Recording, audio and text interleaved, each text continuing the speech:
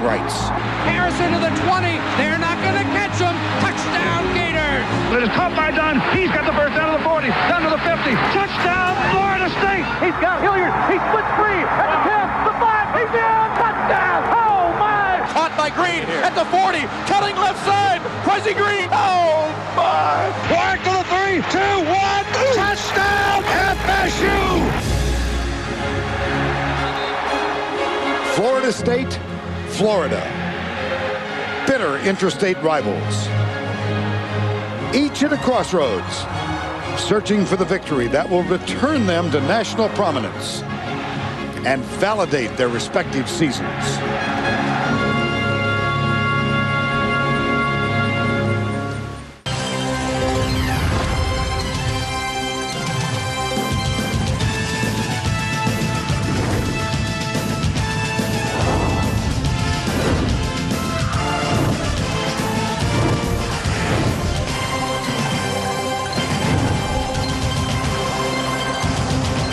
Again this afternoon, we welcome you to the Home Depot SEC on CBS.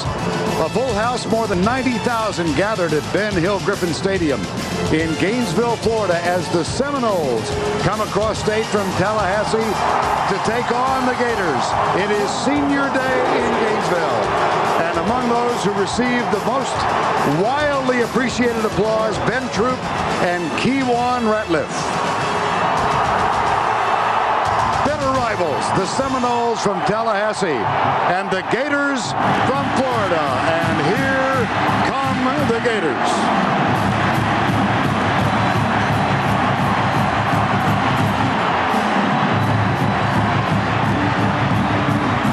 They come in having won 5 in a row and still with a chance to get to Atlanta for the SEC championship game.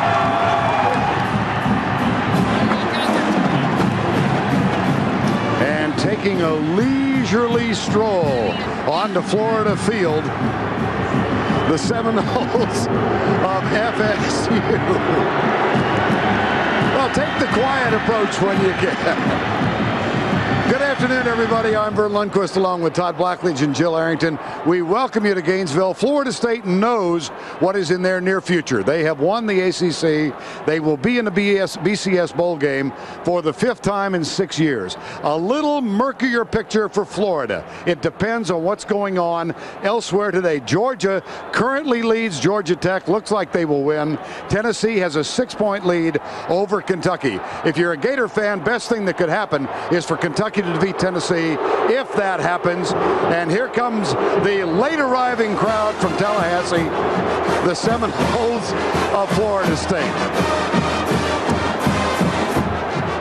So the Florida Gators will wait now to see and hope that Kentucky can win.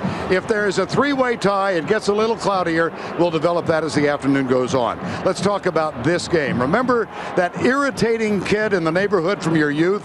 He was the guy that you didn't like how he dressed, you didn't like how he spoke, you didn't like his swagger or the way he combed his hair, and he felt the same way about you. Well, think Florida and Florida State. Todd Blackledge, what is at stake in this game? Well, it's so important for both teams. I mean, Florida State, they want to prove that they are back among college football's elite, and a win today would be their first against a ranked opponent this year and give them their first 10-win season since 2000.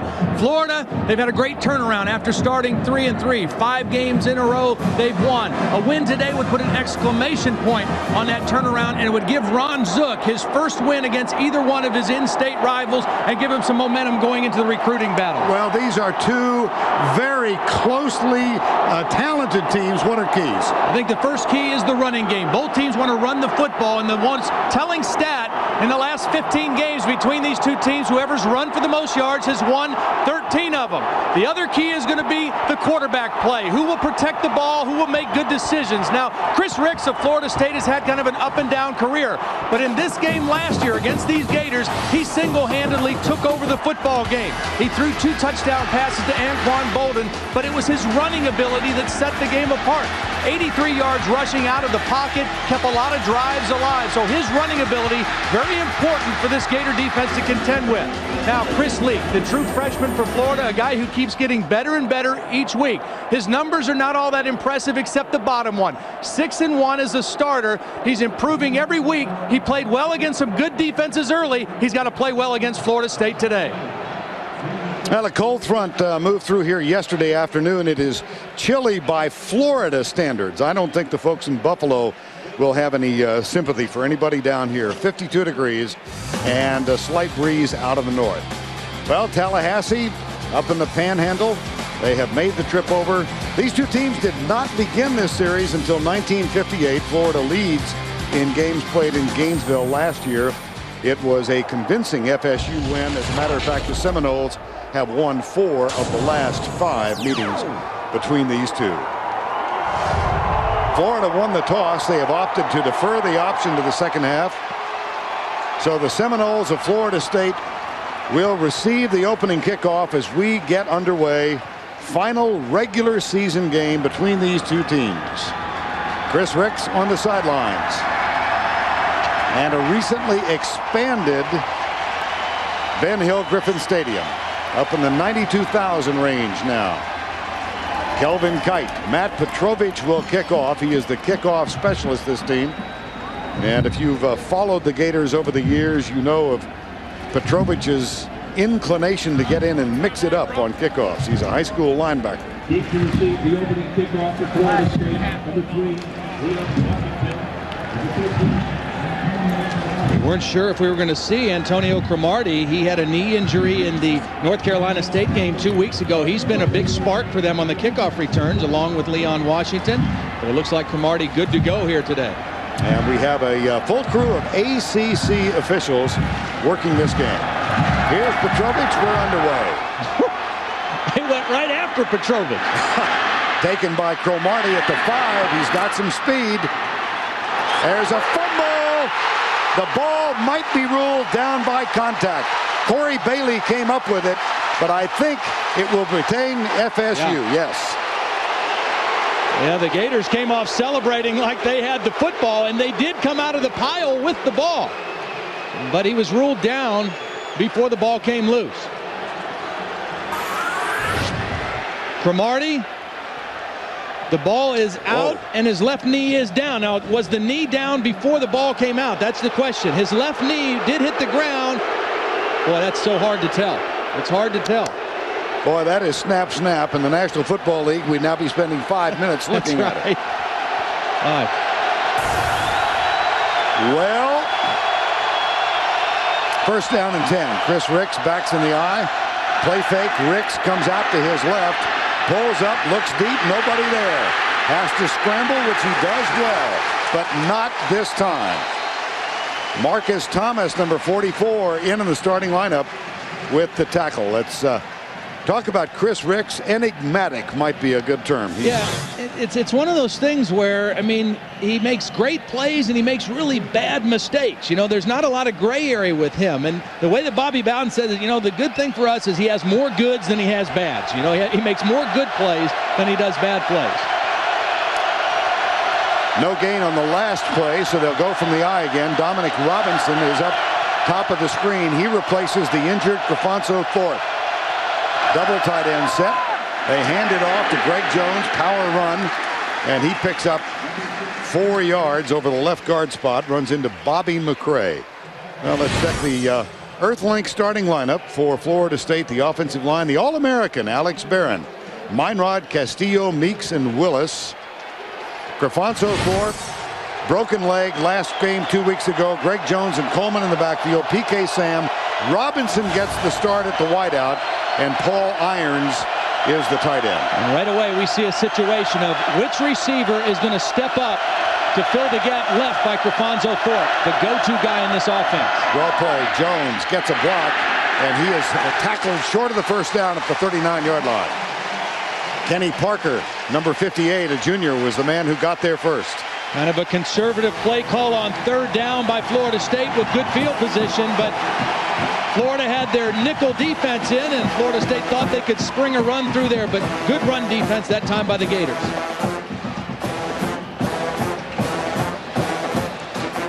4th and 2. Kewan Ratliff is back. He awaits the punt of Jesse Stein, the senior. Here is the snap. Return is on all the way. It's not an effective punt. It does take a Florida State bounce and hits one of the down men right in the keister. 35-yard punt, nothing on the return. And there's a flag back at the 41-yard line.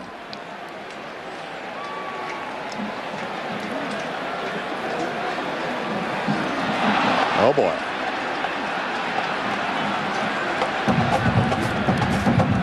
Is this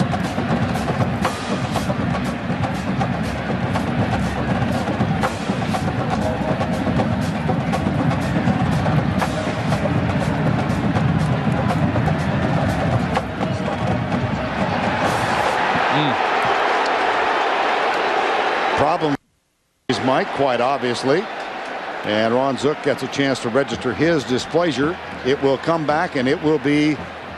It'll be first down for Florida State. First down, Florida defensive State. holding on the punt return team by the Gators, and so it's an automatic first down for Florida State. And now the ball at the 50-yard line. So a big turnaround play after the stop on 3rd down.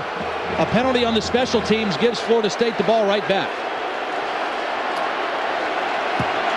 Now we had a phantom fumble, and now we've got defensive holding.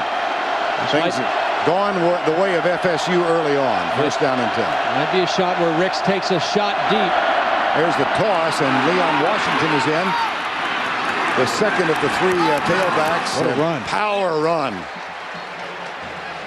And let's check in the Florida defensive unit now. They have been susceptible throughout the season to a running game. Darrell Lee, Kenny Parker, McDonald, and Travis Harris up front.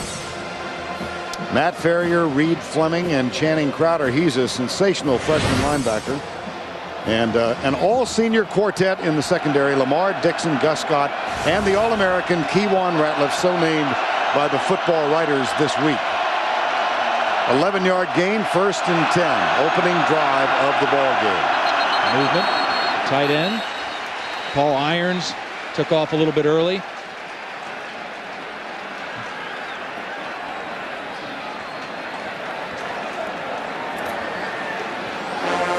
And we'll see if the mic is working this time. The answer is no. Let's go down to Jill Arrington. Well, Vern, as you said, it's senior day here in the Swamp, and it's sure to be an emotional send-off for Florida's 22 seniors. Not only is this their last home game here, but it's also against their biggest rival, Florida State, Florida. Now, Kewan Ratliff told me these seniors have taken ownership of this team. He says, this is our biggest game. We are calling this our championship game, and we want to win it. All right, Jill, thank you. 1st and 15. And again, Chris Ricks this time with the audible. Coleman, the fullback, and Washington is the deep back. Quick setup. Ricks, nail from behind. Marcus Thomas, who has really come on in the last 3 or 4 games. Well, Chris Ricks audibled because he saw the blitz and he knew he was going to have man-to-man. But what he didn't do is he didn't get rid of the ball quick. When you do a 3-step drop and audible, you better get rid of that ball fast. And Marcus Thomas in there for the sack on the short drop by the quarterback, Chris Ricks. That's a loss of 5. The first full sack for the true freshman out of Jacksonville, Marcus Thomas. He's one of 14 true freshmen who have participated for Florida this year. 2nd down and 20. Reverse. And the handoff coming left side. Wow, good defense. Chris Davis.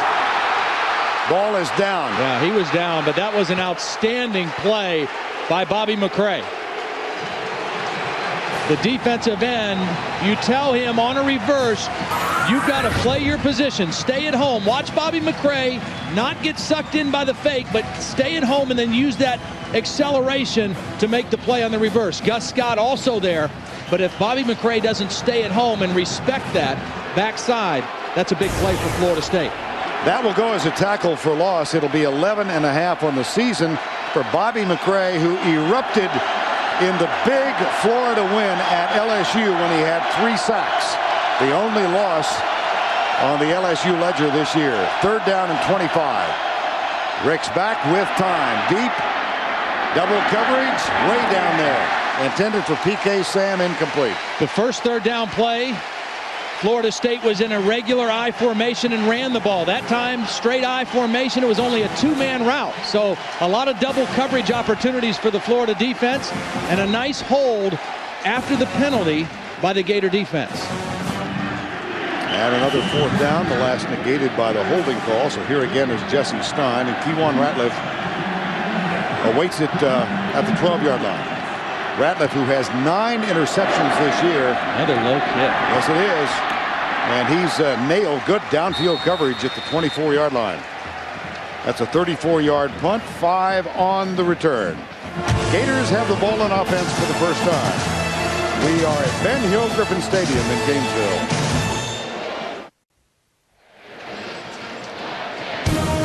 NFL doubleheader tomorrow on CBS. The early game led by New England at Indianapolis. Greg Gumbel, Phil Simms will be there for that one. And the lead game is Kansas City at San Diego. Dick Enberg, Dan Deerdorf will be out there. And the quartet that occupies that space in front of the Plaza Hotel in New York will be along tomorrow at 12 noon Eastern time. First down for Chris Leak and the Florida Gators. And they have a first down at the 24-yard line. Leak, the 18-year-old freshman, in his 8th start. He's 6-1 as a starter. Flips it out left side. Flag is down on the near side, thrown at the line of scrimmage. Pass is complete to Carlos Perez if it stands. We mentioned how both these teams will play 3 different running backs, and they'll have different kinds of rotation. They're going to try to find who has the hot hand. Cedric Faison, the starter now for Florida, and over this 5-game winning streak, he has certainly had the hottest hand for the Gators, averaging just about 90 yards per game rushing in this win streak. Faison had 190 yards last week, or 2 weeks ago actually, in their most recent victory. And he shares that spot with Deshaun Wynn and the senior Rand Carthen. Here's Chris Leak, Independence High School, Charlotte, North Carolina. And as we mentioned, became the starter after the Miami loss. And he is 6-1 as a starter. And the thing that's getting better for him, the more he's on the field and the more he's playing and seeing things, the better his in-game decisions and in-game adjustments are becoming. And Ed Zonbrecker, the offensive coordinator, quarterback coach, I think is doing a great job with giving him a little bit more each week. And his advice today, throw it fast, because this front 4 can rush the quarterback. Florida loads up with 3 to the left side, 1 wide right. And it is a run blitz for the Seminoles. Cedric Faison caught and dropped and may have lost a half a yard. Let's check this offense now for the Gators of Florida. Offensive line, Starks and Snell, seniors, and the other 3 are sophomores, DeGory, Butler, and Randy Ham. Rand Carthen, a 5th-year senior, O.J. Small, Perez, Kelvin Kite, and Ben Troop. Well, they talk a lot about the youth of this team, but there are 15 seniors who start on both sides of the ball. This one flipped out to Andre Caldwell, number 5, and he is close to the first down. Now the FSU defense, very good front 7. Darnell Dockett making his 48th start today. Womble, Moore, and Emmanuel. The linebackers, Bulware, Augustin, and Kendall Pope. And in the secondary, Rufus Brown gets a start today. B.J. Ward, Jerome Carter, and Stanford Samuels complete that list. 1st and 10, and here is a handoff and no gain. The strength of this Florida State defense is their front 4, and it's not just their starters. It's their backups that can also make plays, as Faison a little slow getting off the ground after that run. Jeff Womble, the senior, in there on that play, but their front 4 is an outstanding unit. And again, their backups can come in and make plays too. So they rotate a lot of guys in among that front 4. And because they're so good up there, this is not a real heavy blitz team. They rely on that front 4 to get pressure on the quarterback. Now Cedric Faison trotted off and is jogging around the sideline. The trainer trying to catch up with him. Here's a quick flip out to the near side. Perez gets a stinging block from O.J. Small. And that frees him out to the 43-yard line. And that is part of the Florida strategy, is to throw those quick screens. It does a couple things. Number 1, it gets the ball out of Chris Leak's hands fast. Number 2, it makes this defense run all over the field. Last year they threw 8 screens against the Florida State defense. That's the second one already in the ball game today. Ran Carthen is the running back now on 3rd and 1. He gets the handoff in a big hole, and he knocks down one of the safeties. B.J. Ward got jolted. Oh, boy. So you say you want to play free safety. Watch number 24 get a little bit too high trying to make this tackle. Ran Carthen is zeroing in on him and puts that helmet right under the chin and runs through it. First down across the 50 at the 45-yard line. 1st and 10. High formation. Here's the draw play. Carthen gets a block from Latsko, the fullback, and picks up 3. One of the things now that you watch Florida do is they're not huddling up. It's a no-huddle offense, but it's not a 2-minute hurry-up offense.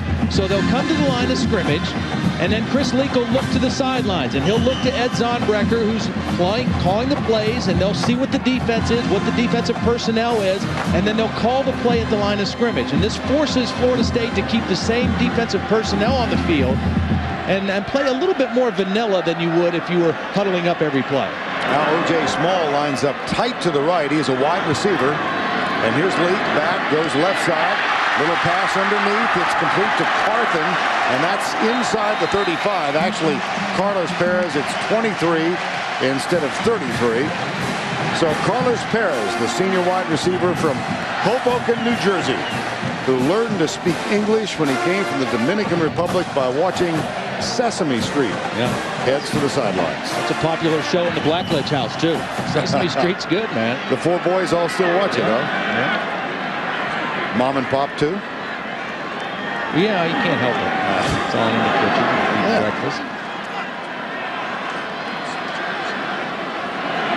First down and 10 near the midway point of the opening quarter.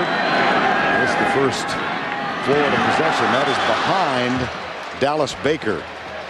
Now, Chris Leak and his communication with Ed Zonbrecker is something to watch with great interest. Yeah, I mean, what they do is, again, they don't huddle. So Ed's signaling in the play to him, and Chris Leak is going to call it. And then they may even change it once they see how the defense sets up. So Chris has got the play, and they're going with it. Now he looks at the sideline again. Now they've just audibled. They're just changing the play now, but it came from Zonbrecker after he saw how the defense was set up. So it's great communication between those two guys on the field. 9th play of the drive. Carthen gets the handoff, comes to the right side, has Max Starks, one of the senior tackles out in front of him. Big Max Starks, heavy-footed Max Starks with his size 19 shoe.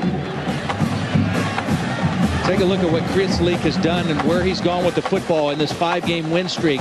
20 to the running backs, 14 to his tight end Ben Troop. You see 43 to the wide receiver, but a lot of those are screen passes, okay? At least half of those, or a third of them, have been screen passes, quick throws to those wide receivers. 3rd and 7. Small is the man in motion. Here comes the corner blitz. Leak reads it, goes for Kelvin Kite, too strong, out of bounds, incomplete.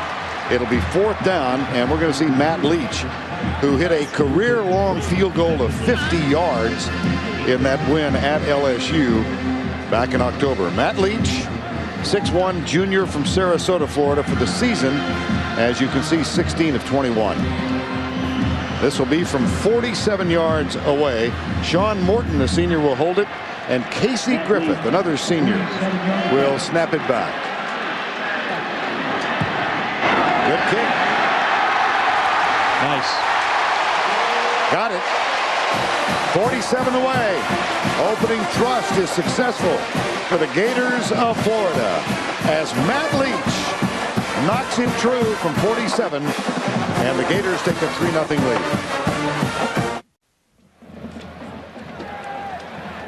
3-0 Florida with 6:05 to go in the opening quarter of play. These two teams began this series in 1958. Florida won the first game. The first FSU win was 16-7. That was in Tallahassee. Ray Graves said he would take the Florida team over to Tallahassee to play FSU, but only if they had 40,000 seats. So Florida State spent the summer adding 20 and doubling the capacity, and thus was a bitter rivalry enhanced. Petrovich will kick it off for the Gators of Florida. Georgia winning at Georgia Tech. Tennessee winning at Kentucky. Those games of import to Florida and their fans. Here's the Petrovich kick. Flag is down. Fumble. Loose ball. They picked it up. Lasco got it, but it might come back. The only problem is where that flag is laying. It looks like Florida may have been offsides on the kickoff team.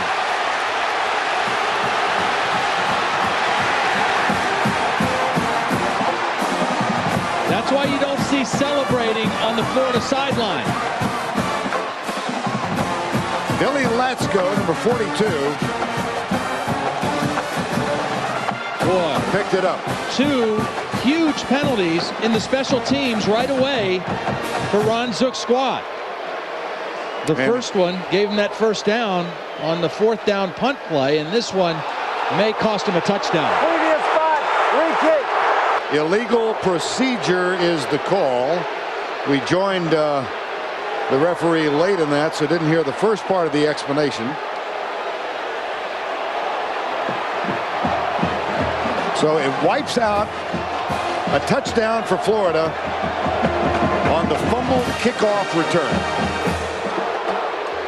And Ron Zook is a specialist in special teams. Yeah. He spent the first part of his career at Florida in the early 90s as the special teams coach. And there's a little preaching going on in that group right now. And their special teams have been very solid this year. Last year, in his first year as a head coach, they had some problems. This year, they've been pretty solid on special teams. And in a game like this, with so many good skill players, a play or two in the special teams, a break here or there in the kicking game can make a big difference. They just gave one back right there. And now Willie Reed has taken one of the 2 spots deep to return it. It's Cromartie and Reed. Leon Washington is not. Is there.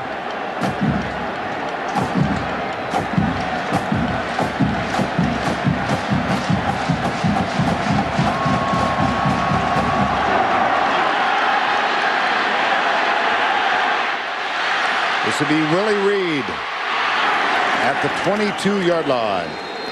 And now for the Pontiac High Performance Update. Let's go back to New York and Tim Brando. Vernon Todd, 7:34 went off the clock. Cedric Houston with a punishing touchdown run with 23 seconds left. Tennessee appears to be on their way to victory.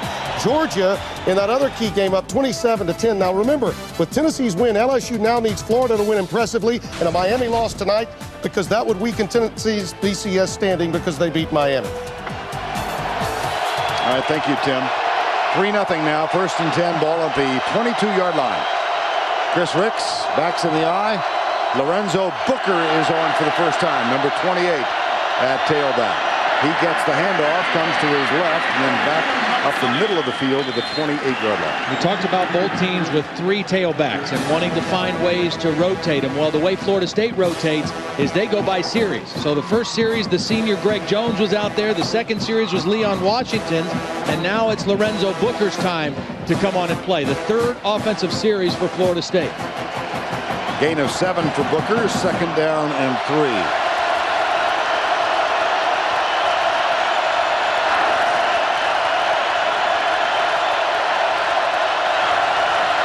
Toss, sweep with James Coleman in front. He gets a terrific block on Johnny Lamar. Boy, they really sealed the corner, too. Alex Barron, the All-American tackle, doing a great job on the edge there.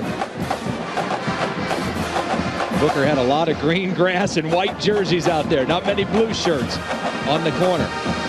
That's a gain of 9 and a first down for the season.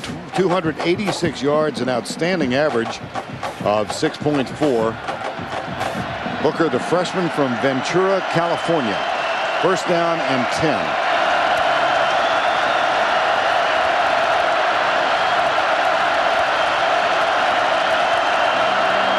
Booker again. Movement on that right side of the offensive line, pushing the pile to the north. And he's across the 40 and out to the 42-yard line. You mentioned some of the problems that Florida has had stopping the run this year. 8th in the SEC coming into today, giving up 154 yards per game, and a couple teams really hurt them. And they lost to Ole Miss here Back before the win streak started, Ole Miss ran the ball 36 times for 223 yards against Charlie Strong's defense. So what you'll see Florida do is commit extra people. One of those safeties, Dixon or Gus Scott, will sneak up to the line of scrimmage right before the ball snap to try to get an extra safety involved. Toss right side again. They keep it on the ground. The other part of that equation is that this Florida State team, in their win, a thrilling win in double overtime against North Carolina State 2 weeks ago, rushed for 272 yards. So this tri-headed tailback is very effective for them. And they've got Greg Jones, the big one. The other two backs, Booker and Washington, a little smaller but much more elusive. Yeah, Greg Jones is kind of the hammer. I mean, he's the guy that's going to run more physical between the tackles. Probably you would expect to see him as a third down back, but again, they rotate by series, so Booker's still in there on this 3rd and short. 3rd and 1. Ricks, handoff. Booker, first down as he crosses the 50 into the arms of Marcus Thomas, number 44. What this kind of offensive attack does for Florida State also, it takes a little steam out of the Florida defense, and it sets up what they love to do, which is go play action and fake to the tailback and let Chris Ricks throw the ball deep down the field. I mean, he will throw a bunch of deep balls during the course of the game. Only problem for him, his favorite target, Grifonzo Thorpe, not in the ball game because of the broken leg. 6th play of the drive. The previous 5 have been on the ground. Here's the first pass of this drive. Ricks looking deep in the middle, has a man open. And there is a catch and a fumble. Yep, that's going to be called a fumble. Oh, now they're waving it off incomplete. Oh, boy, this crowd's going to go crazy. And there's a flag down late. And the referees, this ACC crew, better get things in check here.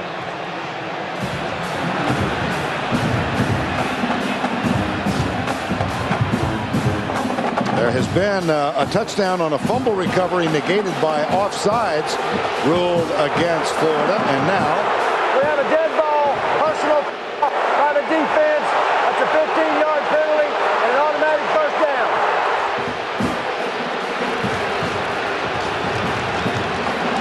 Well, I think Mo Mitchell is the guy that got the personal foul.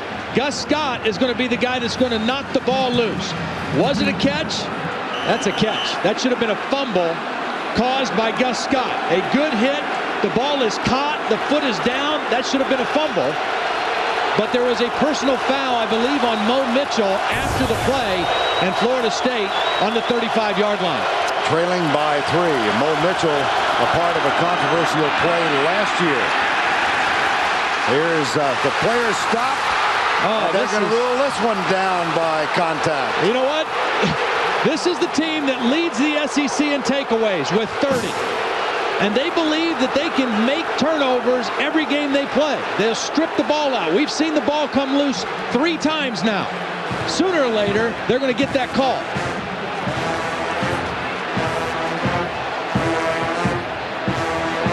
Ball is down at the 35, no gain. And that reaction is to the Jumbotron screen replaying the last play in which Booker was ruled. And see, I could see how they could have called that his momentum was stopped in forward progress. Channing Crowder had him stood up, and they ripped the ball out late. Greg Jones in the tailback now on 2nd down. Play fake, Ricks deep in the middle, got a man wide open. Caught, touchdown, FSU, Dominic Robinson, number 21.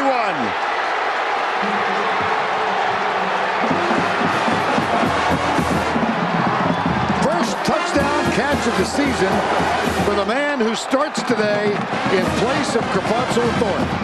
And you see the arm strength of Chris Ricks as well. He had great protection, so he was able to stay in the pocket. It's only a 2-man route. Kewan Ratliff took a peek back at the quarterback. Gus Scott late getting over to help as the safety. And a throw right to the back of the end zone by Chris Ricks. Extra point from Beitia is up and good. And part of that is the Florida defense, frustrated that they weren't getting the calls, maybe lost their concentration, and Chris Ricks made them pay for it.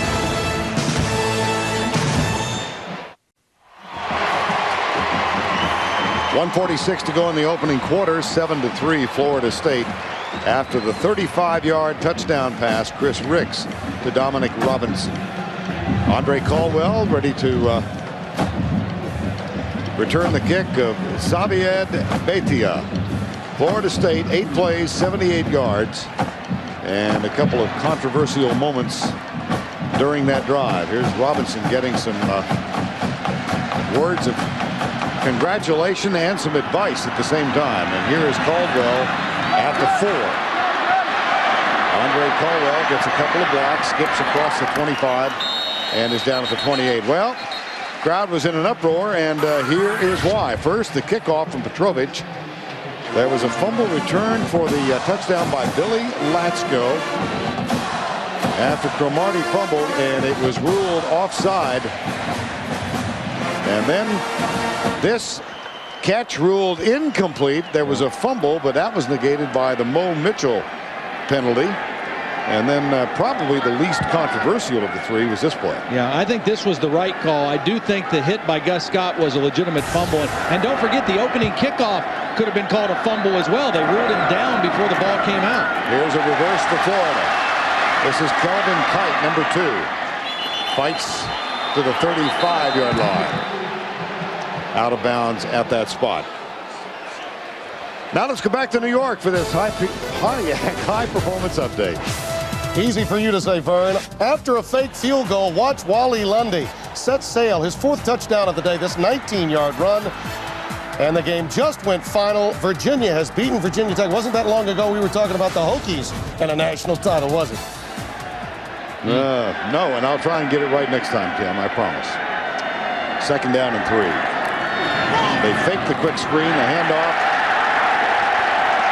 And Eric Moore was not deceived at all. Yeah, we talked about the defensive end, Bobby McRae, staying at home on the reverse for Florida. Well, this is Eric Moore staying at home on the draw play and not getting suckered into that play, because you don't block him. So you're hoping that he's going to go with the fake and run out to defend the screen.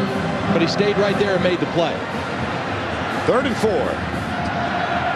Final minute, opening quarter, 7-3 FSU. Florida State, the best 3rd down defense in the ACC, allowing 28% conversions.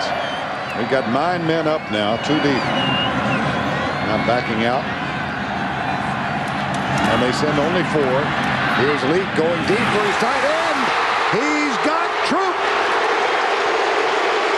Now here's the amazing thing about this play. Ben Troop is going to beat most safeties and most linebackers, but Ben Troop didn't beat a safety or linebacker. He beat the best cover corner, Stanford Samuels.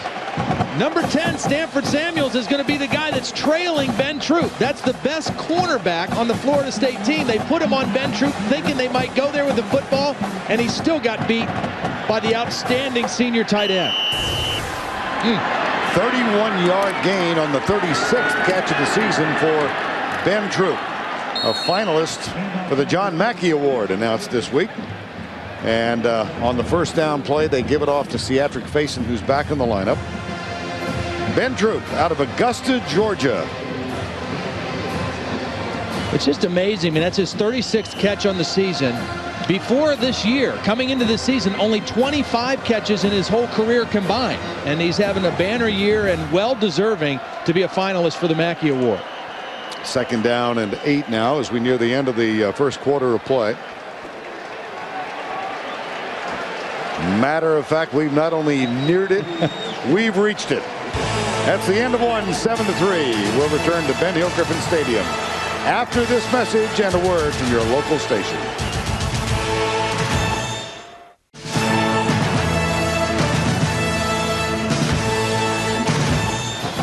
Senior day at the University of Florida, and among the 22 honored before the game, Kewan Ratliff from Columbus, Ohio. 90,000 in a brisk wind this afternoon, a sun-splashed day, but a little chilly by Florida standards. We began the 2nd quarter. Vern Lundquist, Todd Blackledge, Jill Arrington, 7-3, and Chris Leak. And the Gators have a 2nd down and 8 at the FSU 38-yard line. Here's the pass left side. It is incomplete. 7-3 game. We talked at the outset, Todd, about the importance of the quarterbacks in this game. they've both proven effective so far. Well, they've kept their poise, and it was a crazy first quarter. You know, turnovers that weren't turnovers, penalties, a lot of high energy, high emotion, but both quarterbacks kept their poise. Chris Ricks only completed one pass, but it was a beauty, a 35-yard touchdown throw. And that for Chris Leak now, 4 of 7. So he's kept his poise against this Florida State defense, has his team moving the football in scoring territory again. 3rd and 8, O.J. Small is in motion wide to the right. 3-man rush for FSU. Leak will dance out of there, but is nearly decapitated as he gets to the 30-yard line. There's a football is ruled down. Now let's go back to New York for a Pontiac high-performance update. Here's Tim. All right, Vern. Well, good news for LSU. David Green, 11-yard touchdown pass to Craig Lumpkin. The route is on against Georgia Tech by Georgia, but just over 4 minutes left in the game. Now the Tigers need Florida to take care of business against Florida State. Who would you guys pick in the SEC East? SEC East, Georgia. You see the final on Tennessee, so they've done their part to stay in the hunt. Here's the field goal attempt from Leach. Wide left from 48 yards away. So Matt Leach is 1 of 2 now. And the ball goes over on down. I'm not sure that Matt Leach was affected by this, but Florida State has a guy right there, number 24, B.J. Ward, who can jump like crazy. I mean, he's got 7 field goal blocks in his career.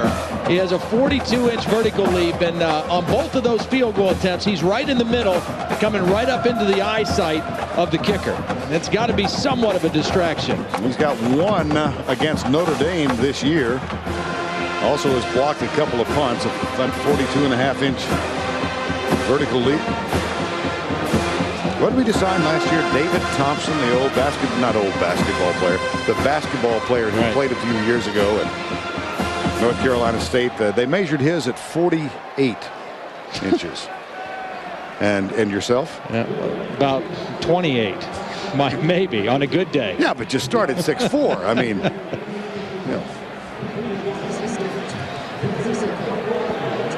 Well, the SEC standings, all 3 6-2. Tennessee, Georgia, and Florida.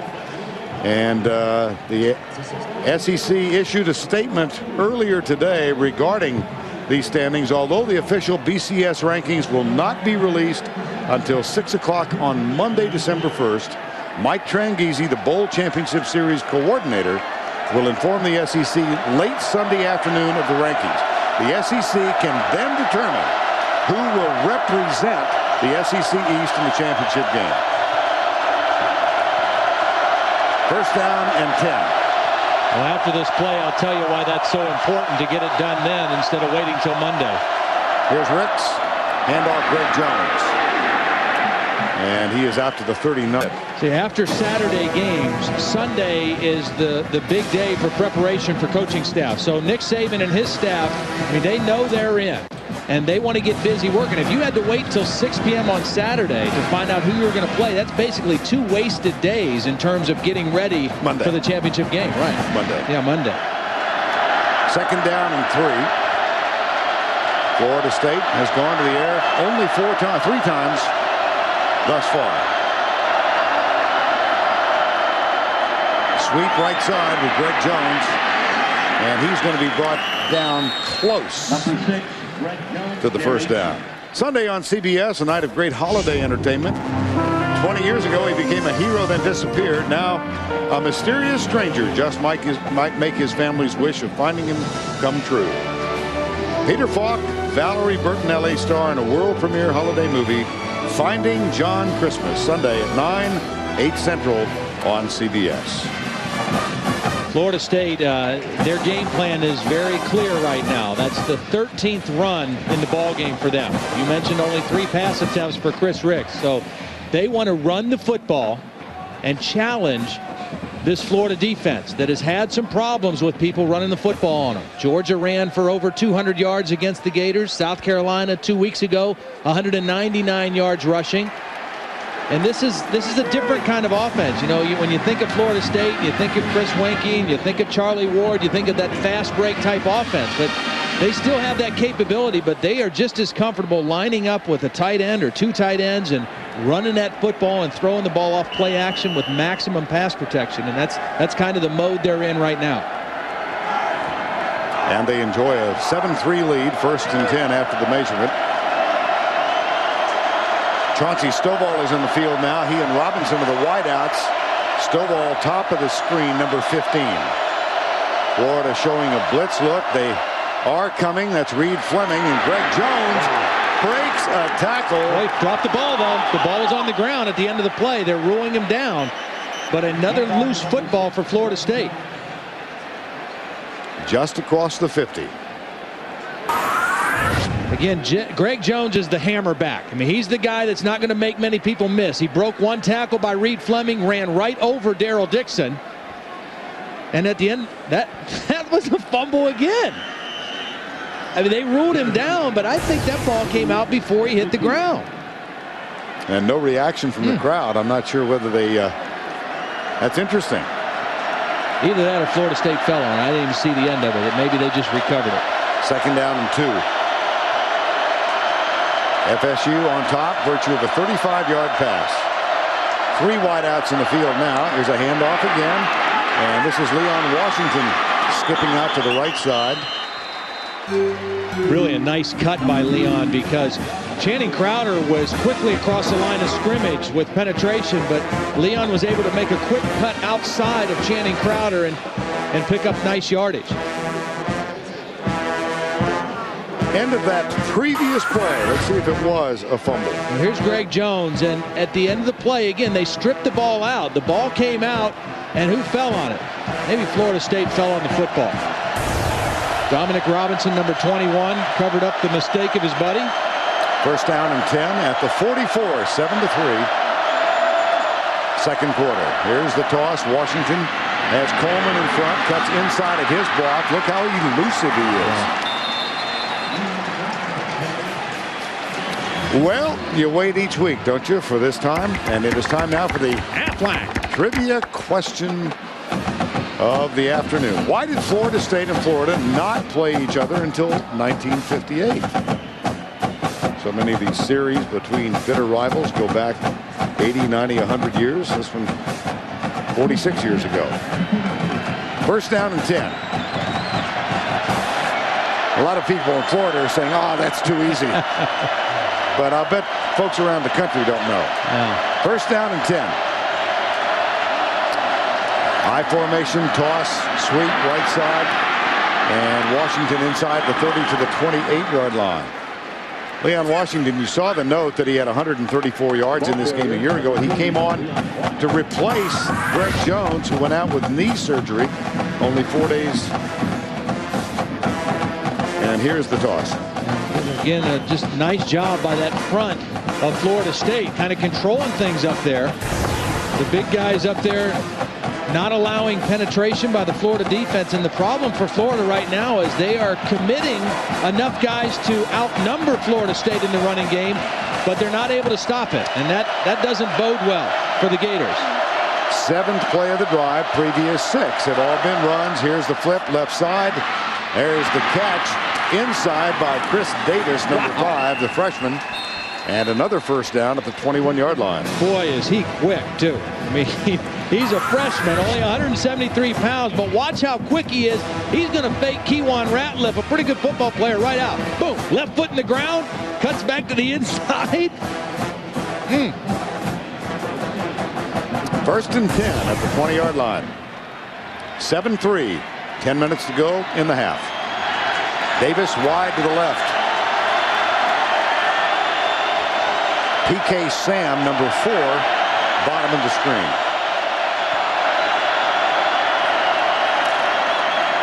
On the ground, Washington, nothing doing this time. Stephen Harris, number 93, was there to make the tackle. Now, Crefonzo Thorpe, that very, very hard break. Both bones in his leg broken last week. PK Sam, Davis, and Dominic Robinson today. 2 receptions between them. Robinson had the big one for a touchdown. The other thing about missing Profonso Thorpe is he had 11 of the team's 22 touchdown receptions. So, I mean, he was the big play guy. Not only the big yardage guy, but the scoring play guy, too. 2nd and 10. Ball carrier slip. Washington is on. Kenny Parker, number 58, with a tackle. Profonso Thorpe just 6 yards shy of 1,000 for the season. A Biletnikoff Award semifinalist, broken leg late in the ball game in the win against North Carolina next to the last play. I mean, there was a running play on first down that gained 12 or 13 yards, and he got hurt. And they carted him off the field. In the next play, Leon Washington ran 12 yards for the touchdown. The game was over. 3rd and 11.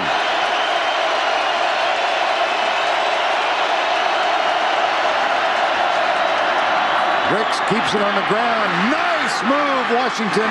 Short, however, of the first down. And we should see Bethia, the field goal kicker, on the field. Well, Florida thinking pass all the way on 3rd and 11. Look how big those spaces are in between those linemen. A lot of big gaps in there. Just a normal running play out of the I formation, and Washington almost picks up the first down.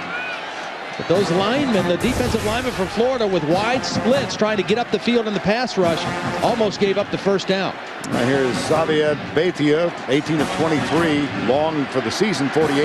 He had a 32-yarder blocked in that game against NC State. 4th and 1. This from 28 yards out. Cuts it inside the right upright, and that extends the FSU lead to 7 points.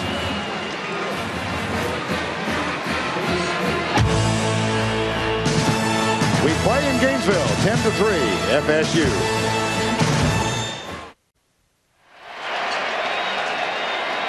Back in Gainesville on the left side, that's a brand new press box complete with skyboxes. Opened this summer after 2 years of construction, and added some seats and not just a small amount of revenue to the coffers at the University of Florida. Added some nice space to our digs, too. I mean, we've stepped up here now, I'm going to tell you. Well, I miss broadcasting right next to Nat Moore for the Sunshine Network. That's right, up in that blue box. Timeouts, we just reach out and give high fives to each other. Xavier Bethia will kick off for Florida State. After the field goal, they lead 10-3. And here is Andre Caldwell moving up and grabbing it just short of the 10. Now he comes left. Can he get around the corner with a stiff arm? Yes, but there's pursuit that takes him down, and a flag goes down with him. Yeah. It was still a good return by Caldwell, turning the corner and getting it out past the 30, and they might get 15 more tacked on at the end of the play now. I think this is a very important offensive series for Florida.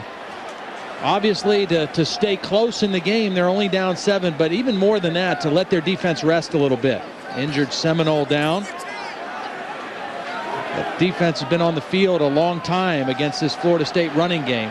Looks like that's Bryant McFadden, the cornerback, the junior from Hollywood, Florida. Here's Caldwell on the return. He is out of bounds at the 34-yard line. A flag was thrown as he went out of bounds, and we'll take a timeout.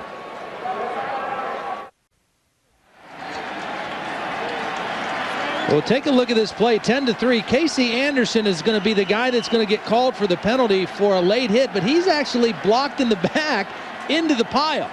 And they called a personal foul on Florida State. I'm not so sure that should have been a personal foul on the kid from Florida State. On first down from the 49, Leak finds Kelvin Kite out to the right side.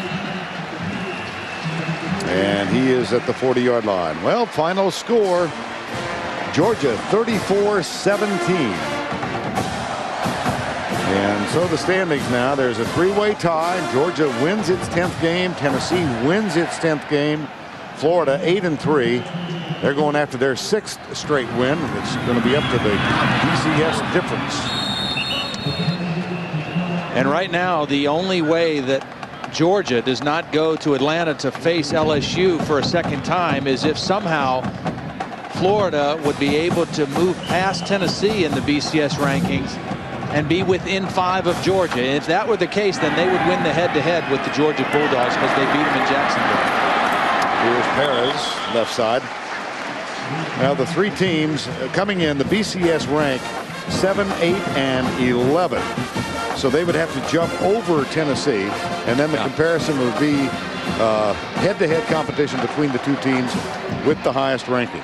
You know, so many other games affect the BCS. The Miami-Pittsburgh game tonight has a lot of effect, because if Pittsburgh would beat Miami, that would hurt Tennessee's quality win part of that formula.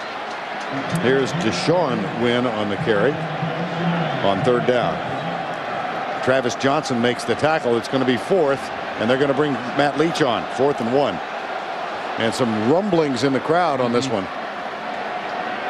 Matt Leach is 1 of 2. He connected from 47. He missed from 48. And this will be from 47 again. And keep an eye on 24, B.J. Ward again. He'll be right in the middle of the screen. And so Matt Leach is going to look right up at him as he kicks this football. Here's the snap, the hold, the kick is on the way, and this one looks perfect. Yep. Oh, got the good bounce. Ha.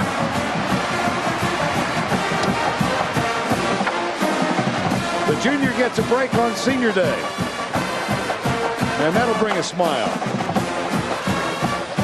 CBS Sports coverage of the Home Depot SEC on CBS continues after this word from your local station.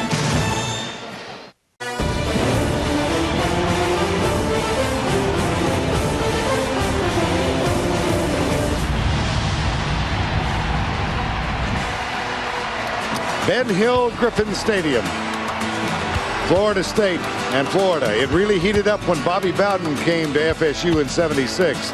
His first win against Florida was a 37-9 victory. A lot of folks go back to that 1991 game as among the most memorable. That was a Florida victory of 14-9. Here's Petrovich to kick off. Willie Reed and Leon Washington are the deep guys.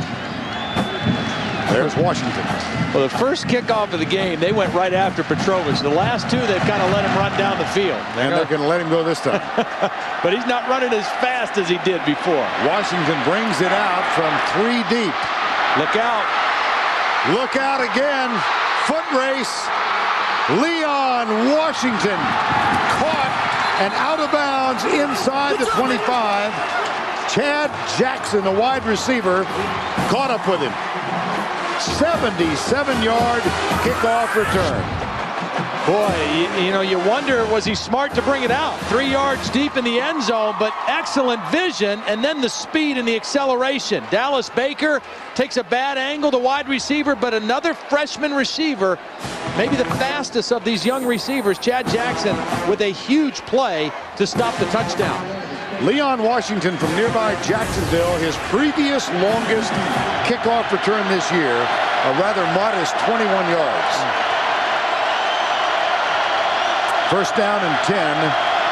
FSU leads by 4. And off right side, Booker tries to turn the corner. Channing Crowder bumps him out of bounds at the 20-yard line. Boy, you saw the speed of Channing Crowder there. And remember, this is a guy that had knee surgery the first week of October, middle of the season.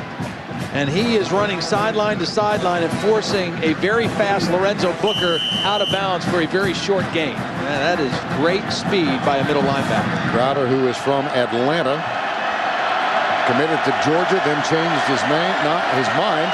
90,407. That is a new attendance record at Ben Hill Griffin Stadium. And look at this. This is a one receiver set. 2 tight ends, 2 backs, a power football set, and they're going to go play action. And they've got a man wide open. It's Henshaw, the tight end. Touchdown. First of the season for Matt Henshaw. Excellent job of play calling by Jeff Bowden. Bobby's son has been under fire a little bit as the offensive coordinator, but this was perfect. A perfect call, bringing a run formation. Here's Henshaw, the second string tight end, and he's going to just beat his man. They try to hold him up on the line of scrimmage. That's Ferrier, the linebacker that he beats. Excellent call, well executed by Chris Ricks. Bethia on for the extra point. Up and good. 20 yards. Matt Henshaw, first touchdown of the season. It's only the 4th catch he's made in 2003.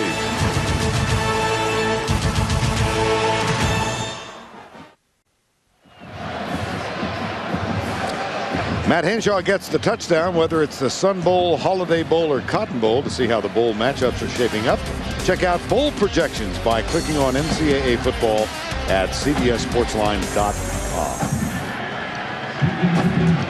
17-6, Florida State. 2 plays, 23 yards, all set up on the 77-yard kickoff return by Leon Washington. Yeah, special teams, big plays in the special teams, and a good ball game like this. And there's a bad play on the special teams for Florida State. That one's out of bounds. Take another look at that touchdown toss. Well, the reason this is such a good play, here's Henshaw, and he's going to run the corner out. But the reason it's so good is because the safety, Daryl Dixon, is going to favor this side because there's 1-2 receivers on that side of the formation. So watch as the play action fake takes place. The safety favors the wide side of the field.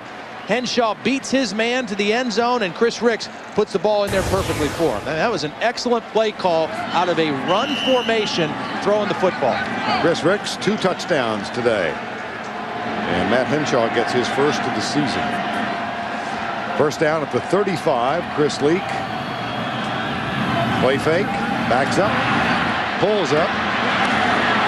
Nailed. Can't hold the ball against this defense. Kendall Pope. I mean, once Chris Leak stepped up, either throw it now or take off and run for whatever you can get. But this defense will not allow you to casually do that. It's a 4-man rush. They expect pressure out of their front 4, which they get. Now, right now, Chris Leak either has to throw it or tuck it and run. Kendall Pope too fast to allow him to make anything happen. That is the first sack of the day, the 33rd of the season for this aggressive front 4. Front 7, really, of Florida State. There's the quick flip. Watch out. Yep, they read that one. Rufus Brown with an excellent play. Again, the screens hurt Florida State last year. They ran 8 of them. That's the 4th one that Florida's run today. They fake it one way, they come back the other way, and Rufus Brown slipped under the block of the tackle, Randy Hand. There was a guy out there to make the block, but Rufus Brown read the play too quickly to be blocked. Loss of 5. Rufus Brown, mom Sheila, victim of 3 strokes in the last year, watching this game in her home. On 3rd down, here's Leak. Deep right side, Kelvin Kite is there. Wow, and they got him. Oh, and Mickey Andrews is on the field, the defensive coordinator, and he is jawing at B.J. Ward, the free safety, because this is cover 2. They show blitz, and then they're going to back out and play zone. So the corner's up. The safety's got to come over the top and make that play. You can't let that throw get made in there. 3rd down and really long. There's only certain places you can throw it against cover 2, and Chris Leak stuck it in there. On 1st down, here's Faison. It was 3rd and 21. And they got 24 for the first down. Let's go back to New York for a Pontiac High Performance update. Once again, here's Tim. All right, congratulations, Rich Rodriguez. West Virginia beats Temple 45-28. Now, remember, in the head-to-head, the tiebreaker, they would get to go, provided Pitt beat Miami tonight. But the Big East is going to institute BCS standing as its criteria for its automatic berth, meaning the winner of tonight's Miami-Pitt game goes to the BCS, and West Virginia goes to the Gator against Maryland. Vern? All right, Tim, thanks for helping us keep it all straight back there. 2nd down and 4. Here's Leak. Being chased. Caught. 2nd sack. Yep. See, this defense maybe isn't as big and as physical as the LSU defense that he played earlier, but they might be faster. You know, and the Miami defense, even though Leak didn't start, he played some in that game, but that's a fast defense. When you step up in the pocket and get flushed out, you got to make a decision just like that. I mean, either throw the football or take off straight up the field. That is the 2nd sack of Chris Leak. It's the 7th and a half this season for Eric Moore. Out of the shotgun, 3-man rush for the Seminoles. And that one is short of the first down at the 46-yard line. The catch made by Carlos Perez. And that will bring up 4th down. It's a nice little change-up call by Mickey Andrews, defensive coordinator. 3rd down and 8, rush 3, drop 8, play zone, make them throw the football underneath. And that brings up a punting situation for Florida. There's Mickey Andrews, longtime aide to Bobby Bowden at Florida State, came in 1984. On 4th down, Eric Wilbur, the freshman, is back to punt. He has been a key part of this 5-game win streak, averaging 45 yards per punt in the season. This one, the well-acknowledged pooch punt. And it is effective inside the 15-yard line. Wilbur, a freshman. 33 yards on the punt. Bobby Bowden, 74 years of age now. See Billy Sexton back there. Pulled a hamstring in the North Carolina State game while he was trying to accompany a running back on a 71-yard run. Ouch!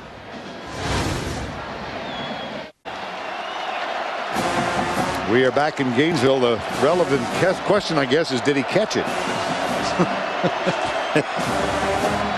1st down and 10, Florida State.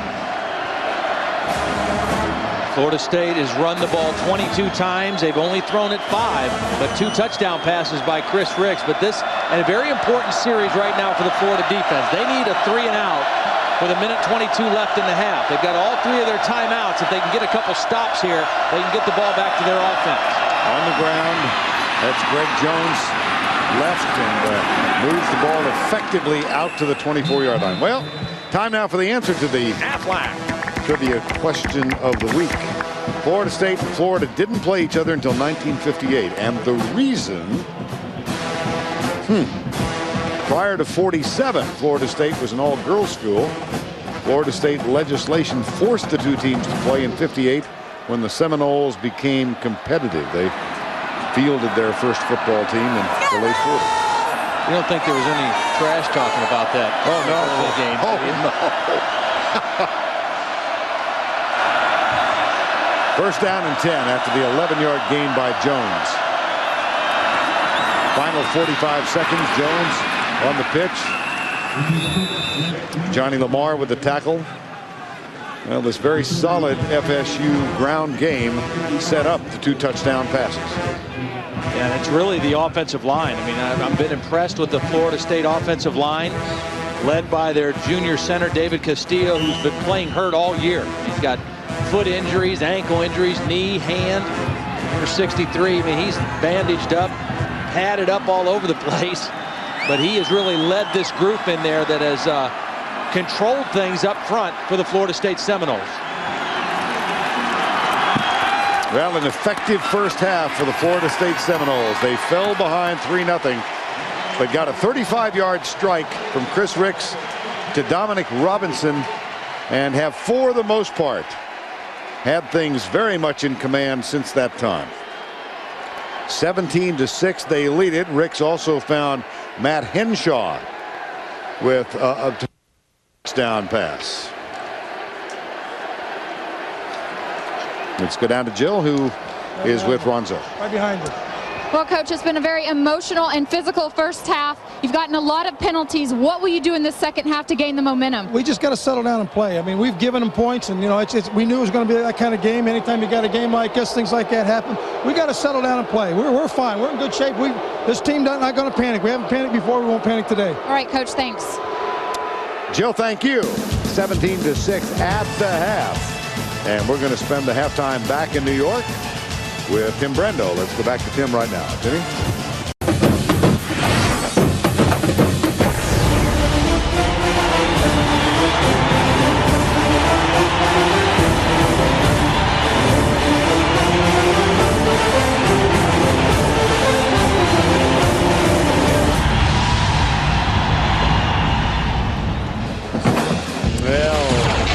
Fella's visage said a lot, didn't it? We begin the third quarter at Ben Hill Griffin Stadium in Gainesville as the home team Florida Gators had a 3-0 lead, but things have not gone well for them since. Kewan Ratliff, the All-American cornerback, trying to get the crowd inspired as well as his teammates. One of 22 seniors introduced before the game, one of 15 senior starters for this Florida team. Xavier Beitia will kick off for Florida State. And Kelvin Kite is one of the deep men for the Gators. 17-6. Vern Lundquist, Todd Blackledge, Jill Arrington. The Home Depot SEC on CBS.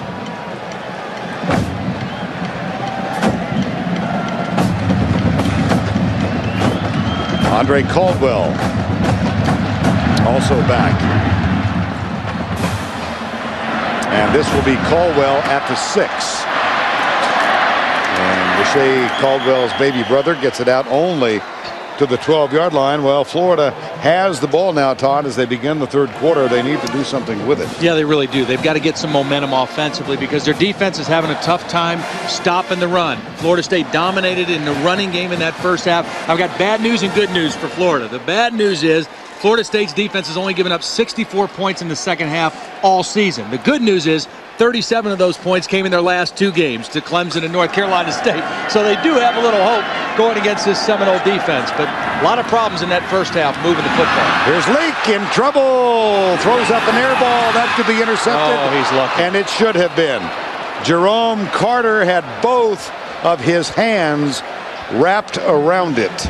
And again, this is the same problem that Chris has had in this ball game. Late decision making. You cannot hold the ball against this defense. They're too fast and they get to you too quickly. And he is very lucky that his first decision to start the second half wasn't a dreadful one. I mean, it was a bad decision, but he got away with it. 2nd down and 10. He'll go from the spread. Mike DeGore, the center, snaps it back. 3 men lined up wide to the right. He comes near side, and Kelvin Kite avoids the tackle and flies down the sideline. And see, that's the way he's got to throw the football. Get that snap, put your foot in the ground, and throw the football. You can't hold it. You can't float around against this defense. Kelvin Kite had 6 catches for 132 yards against Florida State last year when Rex Grossman was the quarterback.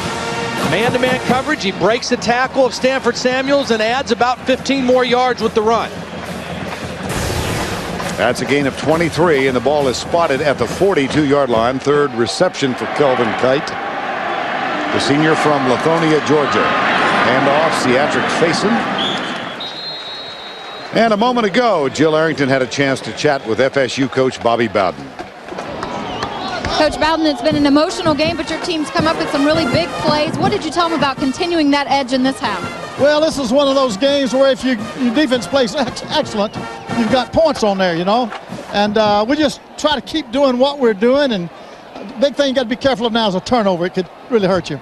All right, Coach, well, thank you. 2nd and 7, flip out. Pass. Yes, it is. And they come back to Chris Leak. He's got 3 blockers in front. Here's the 18-year-old quarterback going to his left, nailed it to 26. What a nice call by Ed Zonbrecker. Earlier in the game, they threw a screen pass out of that 4-man wide receiver set. They have not shown this set since then. All right, there's 4 wide receivers. Now he's going to get the ball, and last time he just ran with the screen. This time, he's going to catch it behind the line of scrimmage. Watch, it's a backward pass, so it's a lateral. He's looking downfield first, but he's double covered, so he comes back to Chris Leak, and he has 3 blockers in front. That is perfect execution on the trick play by the Florida Gators. That's a gain of 30 and a 1st down at the 25-yard line. Fake the draw, Leak back to throw. He's got Ben Troop, who has to adjust, and does. Had to go from his right to his left, made the grab in Florida with a quick strike to open the 3rd quarter. And exactly the same way that Florida State scored their touchdown. Tight end, working against the linebacker in man coverage, and they go right to it off the play action. Watch the fake to the tailback. The safety's not able to help Michael Boulware, the linebacker, and Ben Troop, you called it. What a great adjustment to the football for the touchdown. And Ben Troop, they're going to go for 2. Yeah, they're going for 2, but they don't look like they all know what Ben Troop wasn't sure what they were doing. Now here's Zonbrecker with the call. You see Leak look back, and they adjust, and Faison goes to the left. See, they still have time. There's 12 seconds on the play clock because they didn't huddle. So they have time to make the change. And they run it. Nice. And they get it. That was a design quarterback run. They faked it to the running back, Faison. And Chris Leak got the football across the plane. What a way to start. After almost throwing a deadly interception, Chris Leak gets him in the end zone to start the third quarter.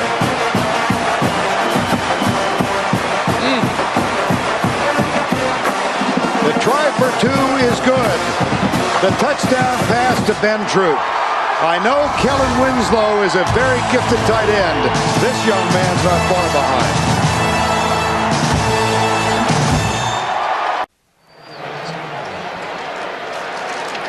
.25 to go, third quarter. A three-point game, 17-14. And Matt Petrovich will kick off for the Gators of Florida. Well, they got to take all that enthusiasm that they have right now and cover this kick better than they did the last kickoff. An intentional pooch kickoff. Out of bounds at the 25-yard line. Well, the first three plays of the second half, pretty intriguing. Well, Chris Leak almost really got burnt there with a late throw. He was hit as he threw. The ball fluttered. They come back with a razzle-dazzle trick play. Caldwell with the throwback to the quarterback. He's got an escort out there, a huge play that gets him into Florida State territory, and then the play-action pass to his favorite target, Ben Troop, for the payoff. And then he got the two-point conversion himself. Chris Leak spent the bye week going back to Charlotte, where they retired his jersey, the same jersey worn by his brother, CJ, who's a backup quarterback at Tennessee. 6 years of Leaks at quarterback for Independence High School. Here's the handoff to Greg Jones, right side to the 30-yard line. Johnny Lamar with the tackle, number 31. Let's break it down statistically at halftime. Well, the most glaring thing is right there, the rushing yards. 102 for Florida State in that first half, only 25 for Florida. And of those 102 yards, all three of the tailbacks each had 7 carries. So, I mean, you talk about rotating your tailbacks and tailback by committee. It doesn't get more even than that. Greg Jones occupies the spot right now. It's second down and 7. Here's the toss to Jones, goes right, slips and falls as he tries to cut behind the block of his fullback, James Coleman. I'm going to tell you right now, if Florida gets a stop on this third down play, this place is going to erupt. I mean, this is a loud stadium anyway. We've been here for some games, some big games when it's loud. If they get a stop on this 3rd and 7, it is going to be very noisy in the swamp. Ron Zook said the loudest game he ever remembers as a coach anywhere was here against Florida State in 1991.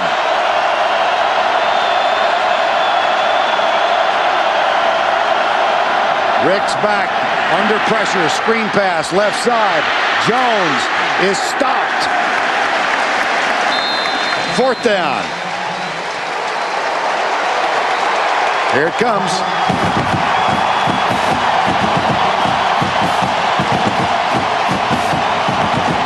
Now, it may not be as loud as it's been because a lot of the fans have mittens on their hands.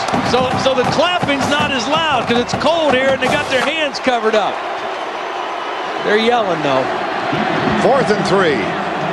Jesse Stein on to kick it away to Kewan Ratliff. Ratliff averaging 11.5 yards per return. This one very high, and Ratliff calls for the fair catch. Grabs it at the 34-yard line. Good field position for Florida, though, to start.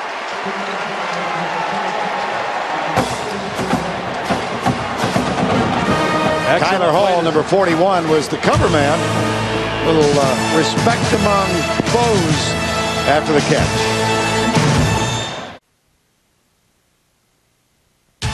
The Home Depot SEC on CBS is sponsored by Aflac, HP, Verizon Wireless, and by Pontiac. We welcome you back to Gainesville. Aerial shots from above today's game being provided by the Saturn Lightship. The entire Saturn Lightship team hopes you are enjoying today's game. First down at the 34-yard line, a 3-point ball game, 17-14.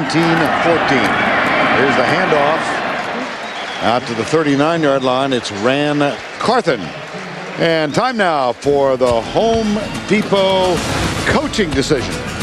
Well, the decision was the razzle-dazzle play we just saw from Florida. Now, this is one that was called in the locker room at halftime. The first time we get good field position, we're going to run this play, and there's a lot going on. I mean, Caldwell has to catch it behind the line of scrimmage, throw it back to the quarterback. You got linemen getting out in front. An excellent call at that point in the game. Leak, right side, caught, first down across the 50.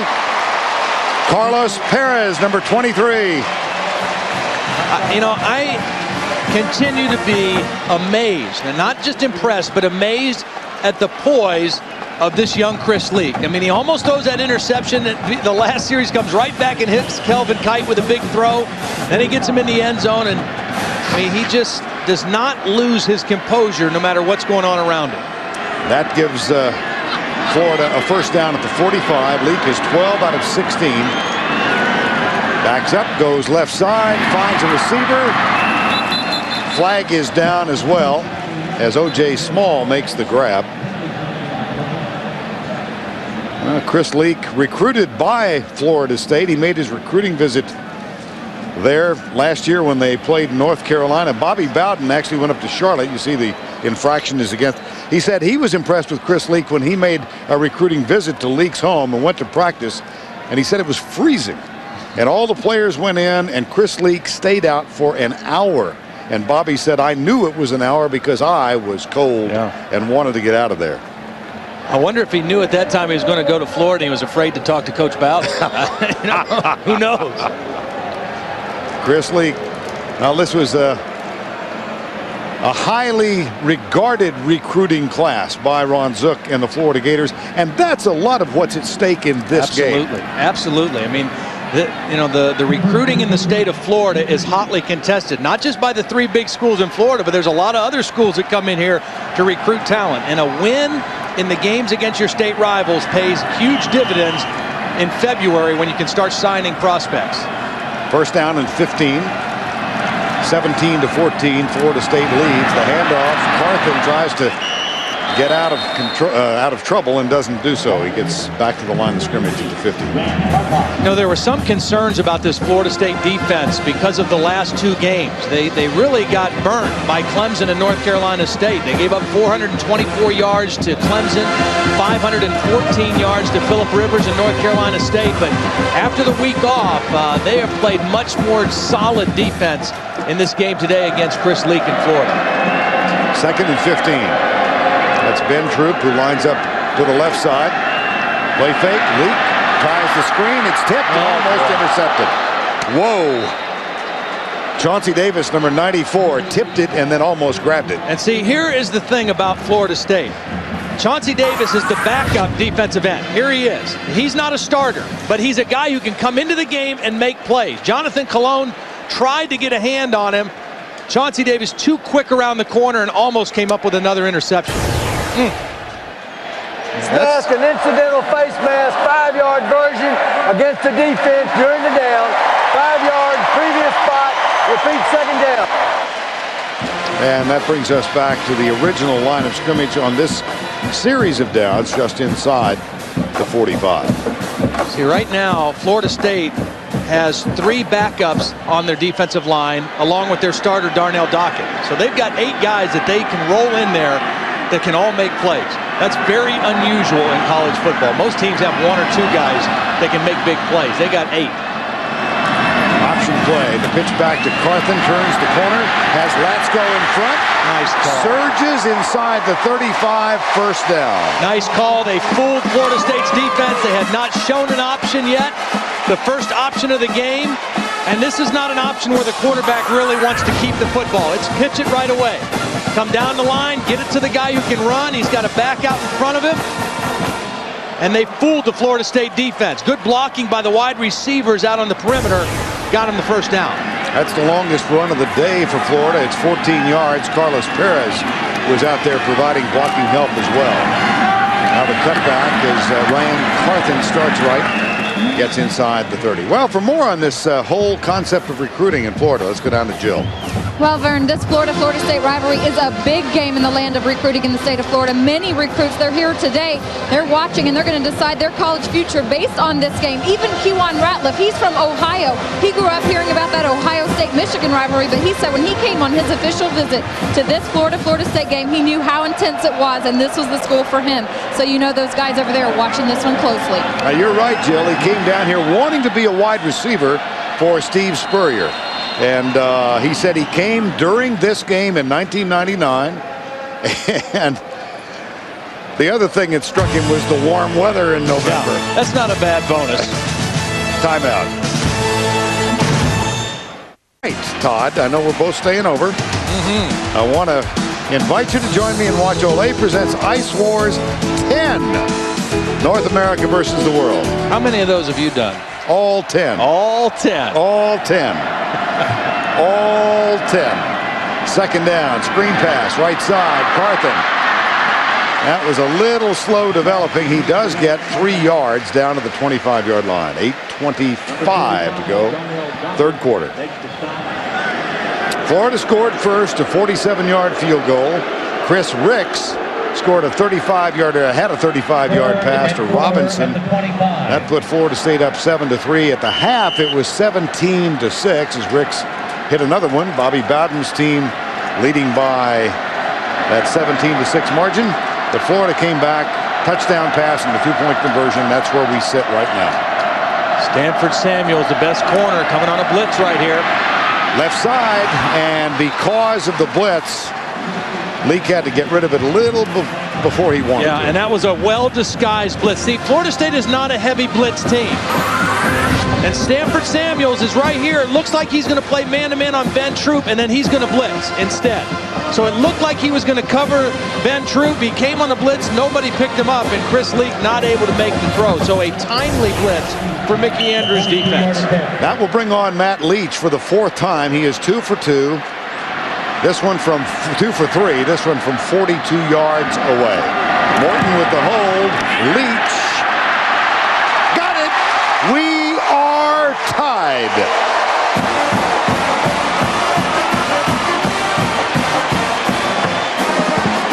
Well, you said once they had the ball, they needed to do something with it. They've done that twice. Scored both times. They found a little room to run. And Chris Leak has played with poise and got his team tied with the Seminoles here in the third quarter.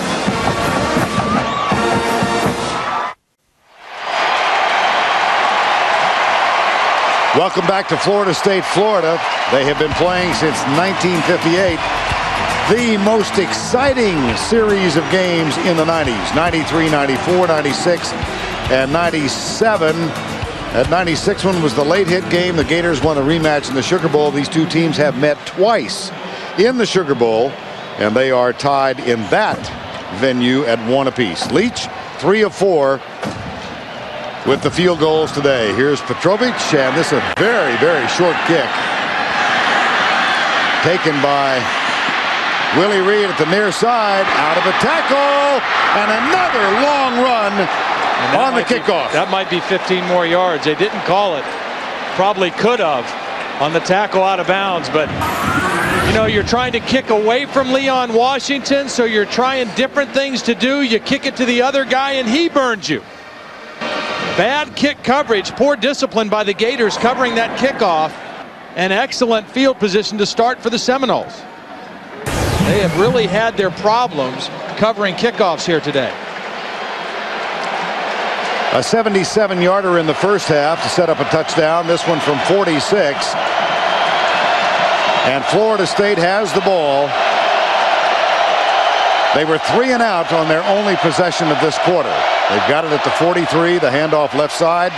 Washington cuts back inside and is down at the 37. Well, there is a 3-way tie in the SEC East. And among the teams tied with Florida and Tennessee, Georgia, and on the phone with us right now, Mark Richt, head coach at the University of Georgia. Mark, first of all, congratulations on your win today. And how easy do you sit tonight watching this game? Well, I'm not actually watching it. I can't wait to watch it. But right now, I'm in the middle of Atlanta traffic on the way to my coach's show. But we're very thankful to get the victory and get this 3-way tie.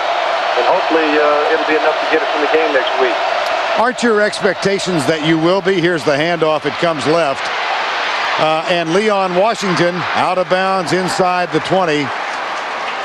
Mark, I would assume that you are proceeding on the assumption that you will get the nod.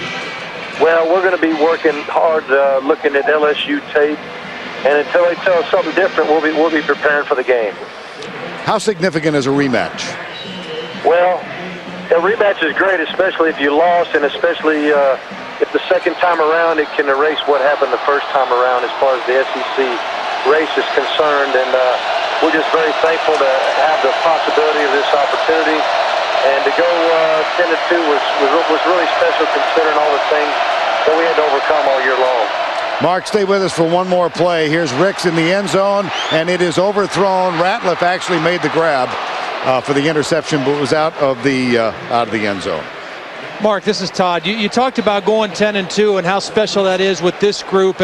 Can you ever remember, in all your years as an assistant with Bobby Bowden at Florida State, but could you ever remember a year where you had a team that had to overcome as much adversity from the beginning of this season with suspensions and injuries as this Georgia team did this year? No, it's been incredible. I think there's been some years where we might have had some guys get hurt in certain positions and you're wondering what you're going to do. But we got hit at every position across the board, and somehow, we found a way to win, and I'm just proud of the coaches and the players and everybody involved in this program. Mark, congratulations to you. We'll let you try and get out of the traffic, and probably see you next week. Okay, Mark. Bye-bye. Here's a big second down play, and the loss back in the back. Georgia victors today at Georgia Tech. Bobby Bowden pacing the sideline a little more slowly than he did a couple of years ago. Well, here's the way it finally concluded in the SEC East. Georgia, Tennessee, and Florida, tri-champions 6-2, and the representative in the SEC East will be determined by the BCS ranking. Right. To be announced tomorrow night. And again, that Miami-Pittsburgh game tonight has a lot of bearing on both Tennessee and Florida's situation. Loss of 3, 3rd and 13, tie game, blitz coming. Didn't time it quite right, but Ricks is in trouble. He is elusive. He dropped the ball. Yes, he did. And here goes Kewan Ratliff. The senior from Columbus, Ohio, strides in for the score. Gus Scott made the play, a tremendous play by the senior safety.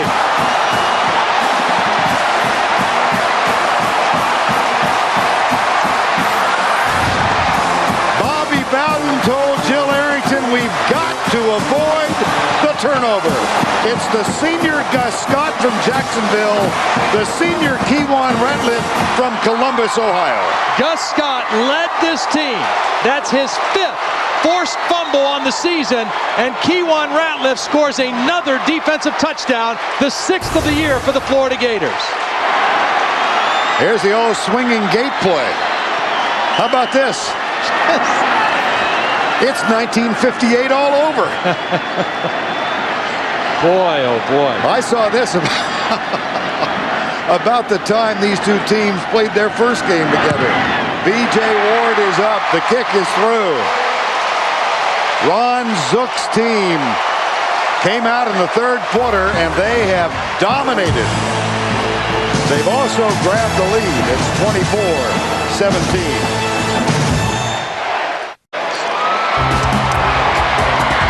Time now for the Fidelity Investment scoring recap. Florida got on the board first. Matt Leach from 47 yards out. Then it was Chris Ricks finding Dominic Robinson 35 yards. FSU took a 7-3 lead.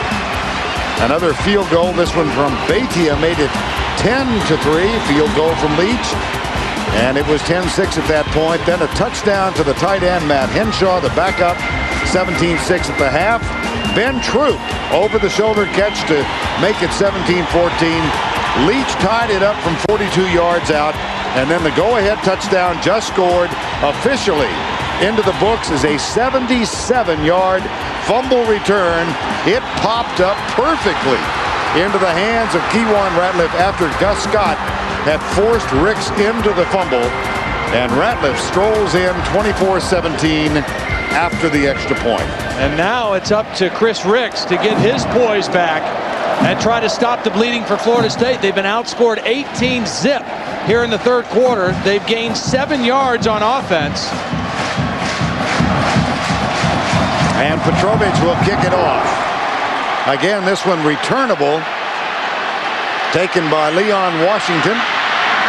He had a 77-yard return in the first half. This time spilled as he gets to the 23-yard line. Ronaldo Hill and Ratliff. 77-yard fumble recovery. That's the 4th return for a touchdown this season. And he was telling us the other day how much he was disappointed when he got down here and they made him a defensive back. He wanted to be a wide receiver. Yeah. He was a finalist for the Thorpe Award, and we said, "You ever dream of that growing up?" So I dreamed of being an All-American, but not a Thorpe Award because I wanted to play wideout. He wanted to be a Biletnikoff Award winner. Right. And the Gators are forced to burn a timeout. That will still the enthusiasm of this crowd on the sideline for the moment. 24-17, Florida.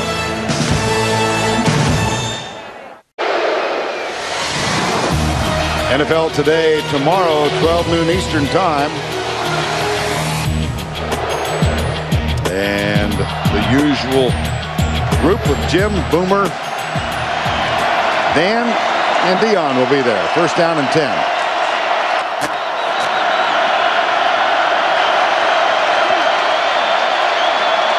High formation on first down and 10. No need to really change philosophy for Florida State. They just need to stick with their running game, their short passes. Ricks, right side, out of a tackle. PK Sam out to the 40, 34-yard line. And then he gets to the 35. That's a gain of 13. Now, Chris Ricks, we talked about the enigmatic nature of his career as a quarterback at Florida State. Well, he's 23-9 as a starter, but in those 9 losses, 14 interceptions and 9 lost fumbles. Well, add one more fumble loss today, although this game still very much up in the air. First down and 10 after the 13-yard gain. Here's the toss right. Booker and Daryl Dixon, number 34, made the tackle. Dixon, who missed all of last year after shoulder surgery and hurting a little bit. No, he's not. I thought he was favoring the shoulder. He was pulling up his socks. He's had an outstanding year. I mean, this is a guy who, Daryl Dixon, who has led the team in tackles, but also has been a great leader. Not a very vocal guy, but very much looked at as a leader. In fact, when he was out last year as a redshirt, the team insisted that he travel to every game because of his presence.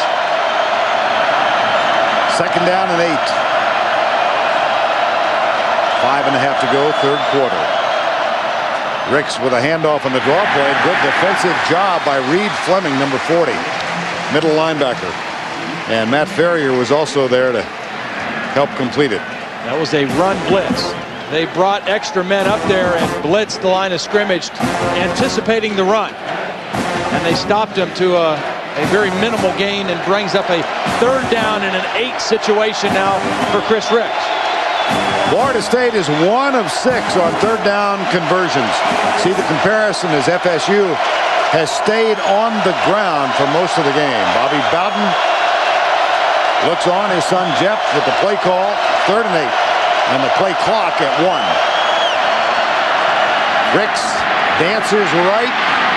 Goes forward. Did not get it. That's just close. Short. It's awful close. He made a great effort at the end of the run, stretching the football. But they just moved it back behind that 45-yard line. This is what Chris Ricks did last year. He ran for 83 yards and many times kept drives alive with his legs. A good tackle by Johnny Lamar, number 31, stopped him just short of the first down. Santa Margarita, California, 4th and 1, and apparently they will punt. Jesse Stein comes on for the 3rd time. And it's not going to be Keywan Ratliff. Vernell Brown is back to return the punt. This one back. Oh, what do you? Oh, my goodness. He got away with it. Yes, he did, but it was ill-advised, to speak euphemistically. Yeah, I'm not sure he knew where the goal line was, but he was too close to it to catch that football. Well, next Saturday, college football on CBS. The Army-Navy game next Saturday at 4 o'clock Eastern.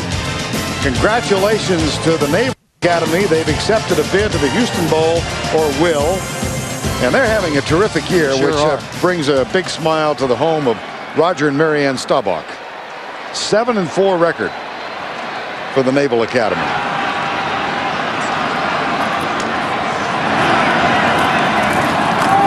Handoff left side. Here's Faison, breaks out, and is talked at the just short of the 20.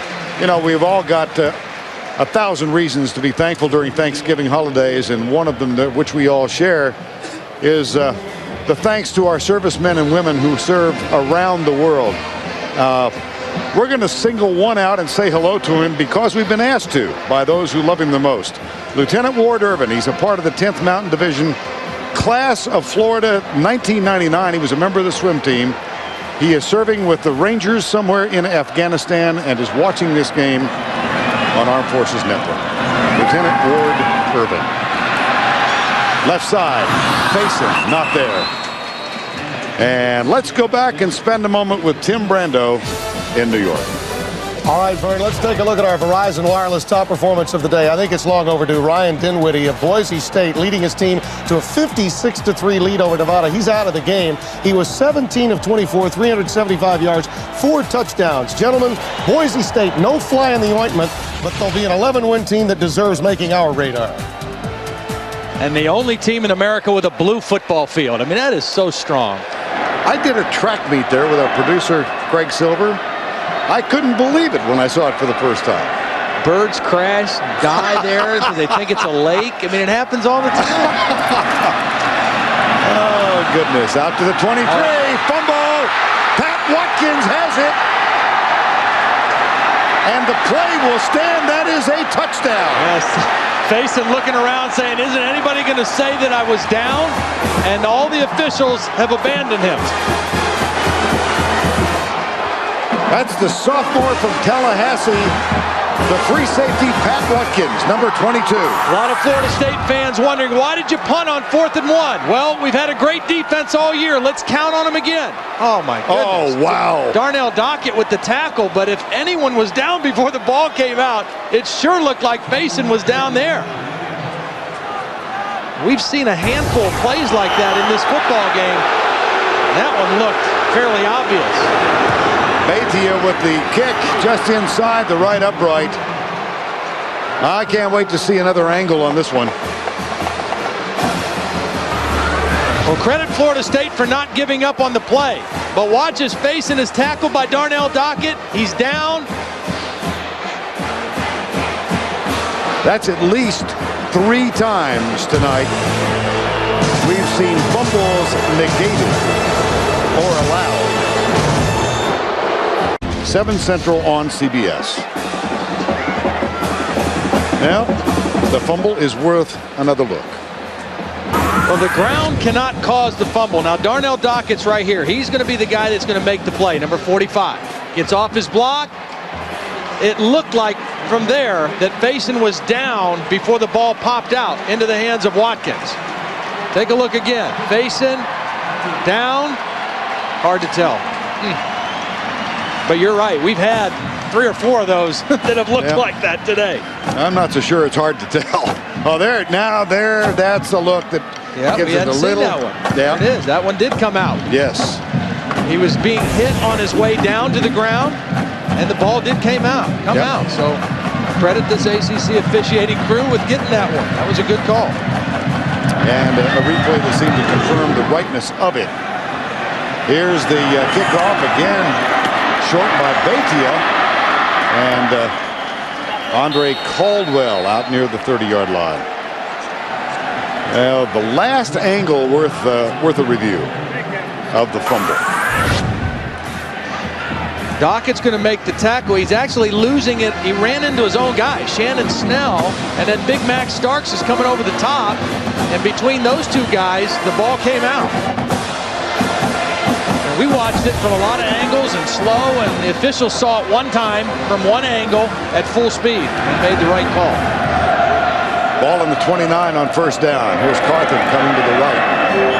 Scoots through across the 30 to the 31-yard line. Michael Boulware, number 58, made the tackle. Boulware, familiar name at Florida State. 2nd and 7.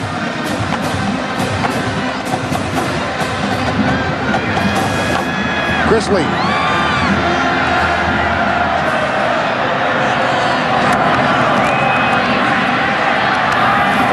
Complete to the 33-yard line. O.J. Small, number 11, made the grab, but short yardage. That'll bring up 3rd down. Looks to be 5. Total plays, only 1. Dividing the 2. Turnovers, 1 apiece. And Mickey Andrews doing a different thing now. Even though Florida's still in the no huddle, he went ahead and substituted 5 new defensive players on this 3rd down play. So he knows they're not going hurry up, so he has time to get the personnel on the field that he wants. 3-man rush for Florida State. 3rd and 5, and Leak will take out and is forced to go down short of the 1st down. They rushed 3. They dropped 8 into zone coverage.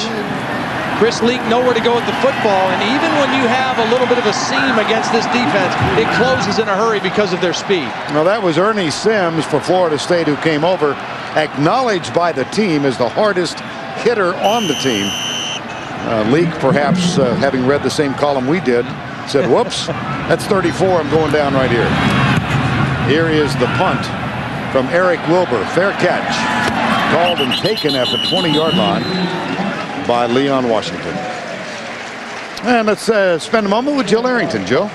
Well, Vern, these seniors are playing their hearts out, and I told you before the game that this is the defining game. This is the defining people on their team are these seniors. When sitting back at 3-3, they called that special players-only meeting, and they aired out their differences, and they vowed to play together as a family. You know, they haven't lost since, and today, look at the way Troop's playing, look at the way Ratliff's playing. They said this is the game they most want to win, and they're showing it today. I agree with you, Jill. It's 1st down. One more note about that players' meeting after this play. 1st down and 10. Chris Ricks, I formation again with Leon Washington. Now the deep back. Coleman is the fullback. And off to Washington. Spill. That players' meeting was called after they lost at home here to Ole Miss. It was called by the seniors. There was only one freshman who got up to speak at that meeting, and that was Chris Leak. That was his 2nd start. It was a loss, the only loss that Chris Leak has sustained since he was in the 9th grade. And as much as anything, I think it gave his colleagues, his players, a sense of the kind of command he had. Well, he took responsibility for the loss because he had thrown 3 interceptions in the 4th quarter, and his team said, no, we win as a team, lose as a team, but we don't intend to lose anymore. And they haven't. 2nd and 10. Tie ball game, 24 all. Flip it out left side, man open. Robinson, yes, it was. He got in between Kewan Ratliff and Gus Scott. What a pretty throw by Chris Ricks. All the way back across the field, right on the sideline. I mean, it's an adjustment route by the wide receiver, because once he saw the coverage, there was a hole between the corner and safety, and he sat right in that hole. That's the end of the 3rd with a score 24 all. We'll return to Ben Hill Griffin Stadium right after this message and a word from your local station.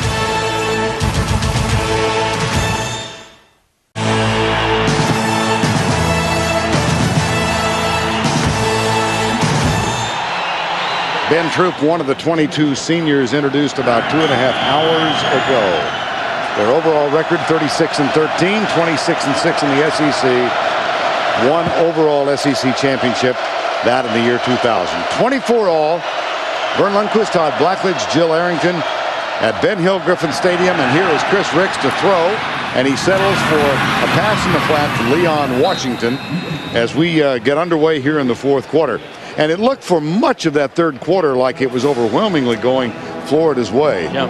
Well, they outscored them 18-0. Florida State having trouble getting the thing going offensively. But a credit to the, Joe talked about the Florida seniors. These Florida State seniors, 7 of them start on this defense. And one of those seniors, Darnell Dockett, made the tackle on Faison, knocks the ball loose. They get a defensive touchdown, and now we're right back to a tie football game. So the seniors of Florida State stepping up as well. 2nd down and 5. Here's Ricks with a handoff. Leon Washington darts to the right, then back to the left. Across the 45 to the 46, Reed Fleming with the tackle. 3rd and 2.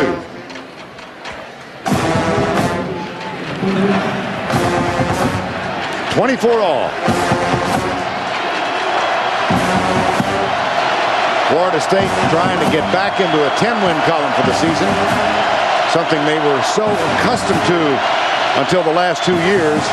Florida trying to extend its win streak to 6 in succession.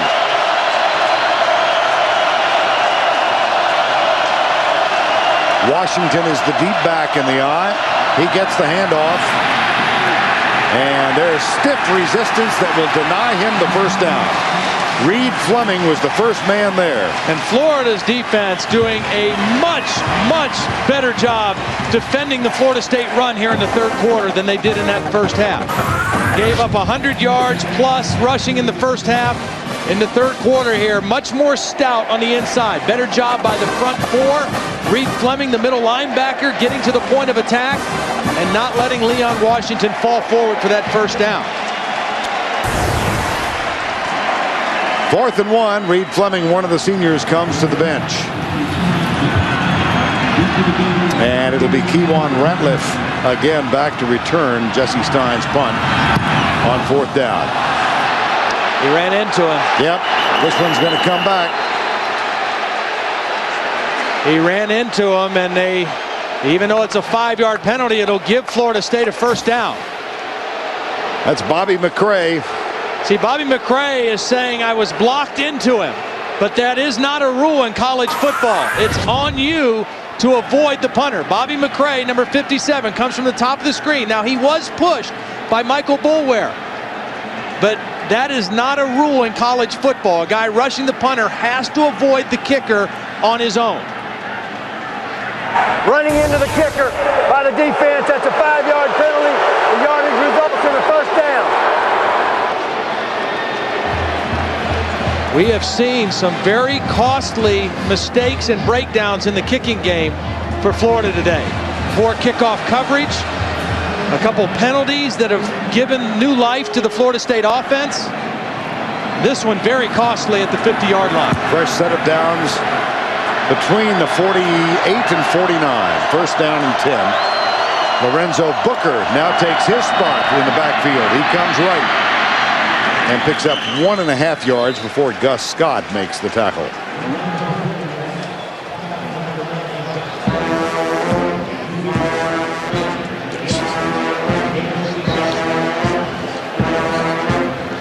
Well, the team which has rushed for more yards in this series since 1990 has prevailed. 13-1-1 for the team which dominated on the ground, or won the battle, not necessarily dominated. 2nd and 9. 24 all, early 4th quarter. Ricks will throw after the play fake, goes left into the flat for Booker. Nice. Beautiful tackle. Gus Scott. This was a good defensive call by Charlie Strong because he brought a blitz, forced Chris Ricks to get rid of the football. Reed Fleming came on the blitz, and that forced the quick throw, and then an open field tackle on Booker by Gus Scott. Wrapped up those ankles and would not let go.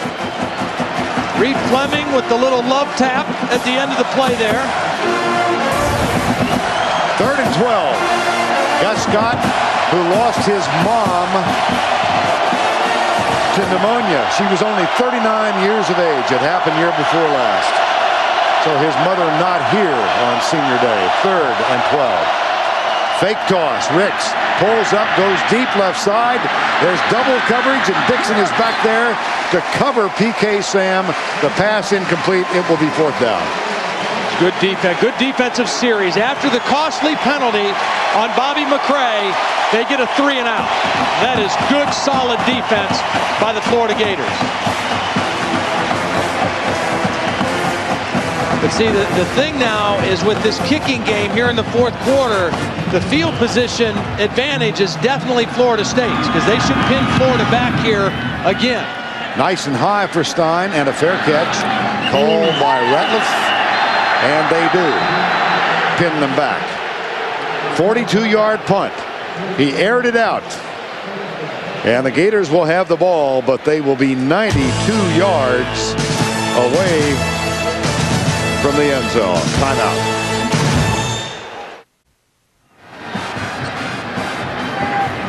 We're back at Ben Hill Griffin Stadium. Monday on The Late Show, Dave goes one-on-one with Howard Stern, and later this week, don't miss George Clooney, Keanu Reeves, and Halle Berry all this week right here on CBS. Worst field position to start a drive for Florida today. Play fake, Leak goes deep. He's got Troop. Here goes Ben Troop. What a play call. What a play call. 24-24, 4th quarter. Florida State, an 18-year-old freshman on your own 6, and you call a pass play. Ben Troop beats Michael Boulware again, and a perfect throw by the freshman for a huge play. On 1st down, here's a quick screen out to the left side. Andre Caldwell across the 50 to the 47. Well, Ben Troop, the tight end, a superb talent. Florida State has had difficulty against good tight ends. Yeah, you know, they play a lot of man-to-man, which means linebackers or safeties cover tight ends. Kellen Winslow had a big game against him. Heath Miller of Virginia, another talented guy. I don't think any tight end in the country is any better than this guy right here, though. I think he is an outstanding football player. He's big, physical blocker, can run all the routes, great hands, good with the ball after the catch. 2nd down and 3. Play fake, Leak, pumps, screen pass, left side. Seatric Faison gets a little drop from an offensive lineman, and he is inside the 35-yard line. You know, I gotta give some props here. My guy Matt Sign, my spotter, just slipped a note in front of me and said we haven't seen a screen for a while. Well, that's 2 screens in a row now. One to a wide receiver, one to a running back, and both of them very well executed by the Gators. Faison sets it up, gets those linemen down in front, and Florida in striking distance right now. Max Starks injured, and he is on the bench. Faison sits for the moment, 1st down and 10. There's a shovel pass underneath, inside the 20, Rand Carthen. How about Ed Zonbrecker? He's doing a nice job. And the reason this play is so good against a team like Florida State is because of how wide their defensive ends play and how quickly they get up the field. Those guys want to get up the field and rush the passer, and that invites a play like the shovel pass underneath it. Nice mixture, run, pass, screens, trick plays. 1st down and 10. Here's another option. Pitch back left side. It's Carthen, the senior, out of bounds at the 11.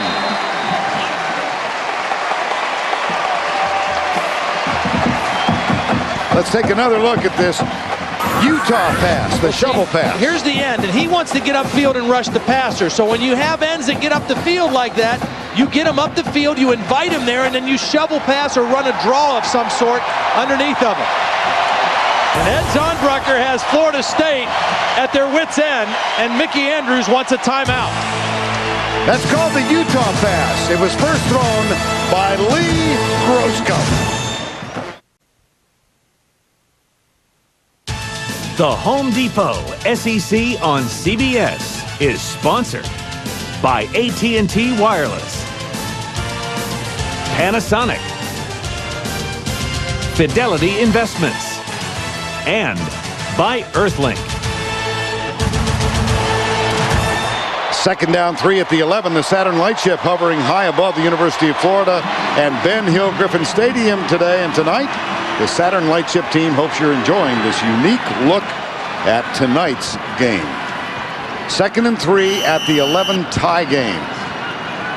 Again, just the masterful play calling on this possession by Ed Zonbrecker. They have really put this Florida State defense on their heels, coming out from their own 6-yard line. Here's Leak back. Goes right. Throws it deep in the end zone and throws it away. Good decision. You can't hold the ball long against them. If it's not there, get rid of it. Don't take a sack. And that will bring up third down. 24-24. 17-6 Florida State at halftime. Here's Ed Zonbrecker.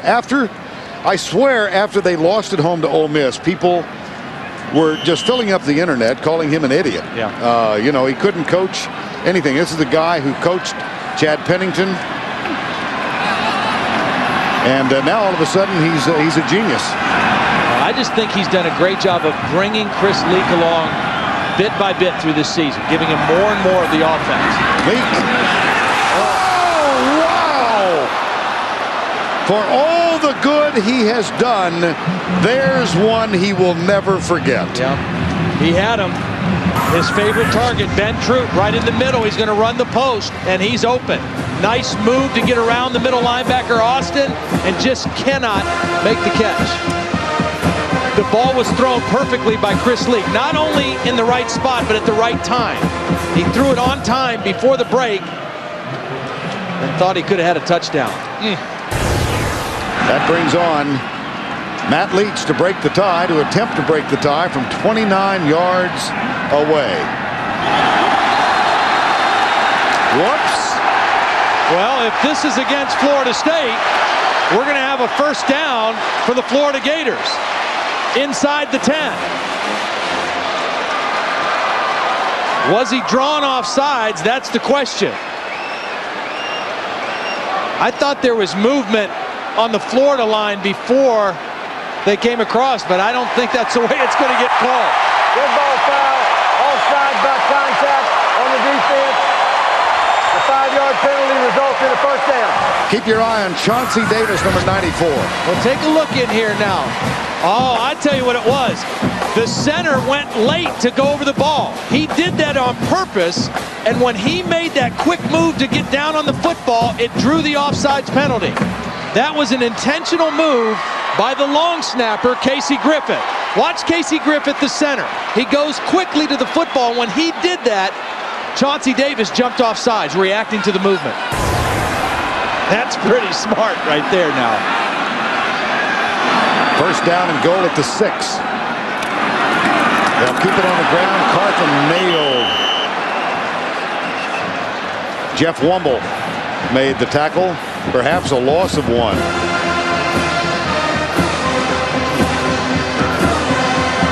Red zone defense, national average 60%. Look at what they have given up this year. Yeah, that's outstanding defense. I mean, this is a team that coming into today had only given up 16 offensive touchdowns the whole season. And they're particularly tough when you get in their territory.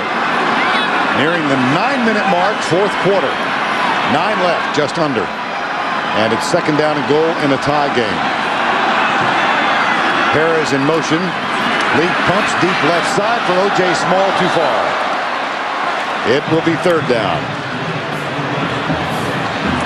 I want to make another point here about Florida. It's not an issue right now on this series or on this play, but you might remember early in the third quarter, Florida had to use 2 of their timeouts. They got rid of them early. So now we've got 8 minutes and 47 seconds left in the game. Florida down to 1 timeout.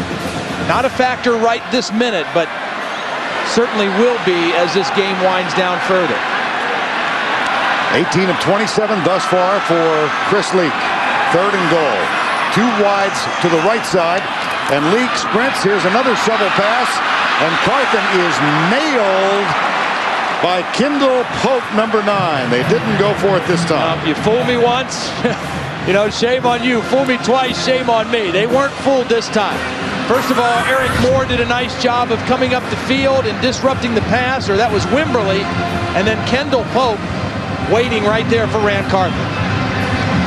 That brings Matt Leach on again. Leach, who has kicked 3 today. And this one from 28 yards.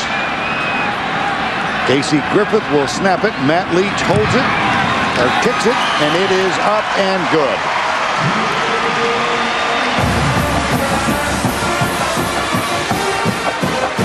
But oh, what might have been the biggest play toward the end of the drive was the incompletion off the hands of Ben Fruit.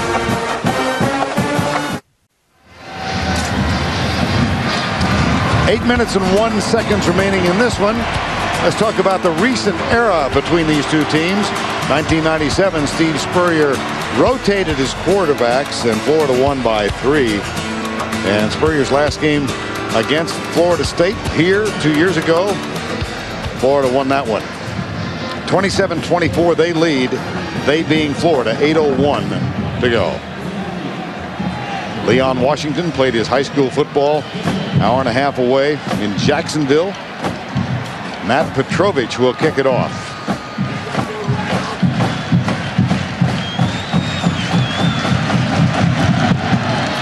He booms this one. Unreturnable. It'll come out to the 20.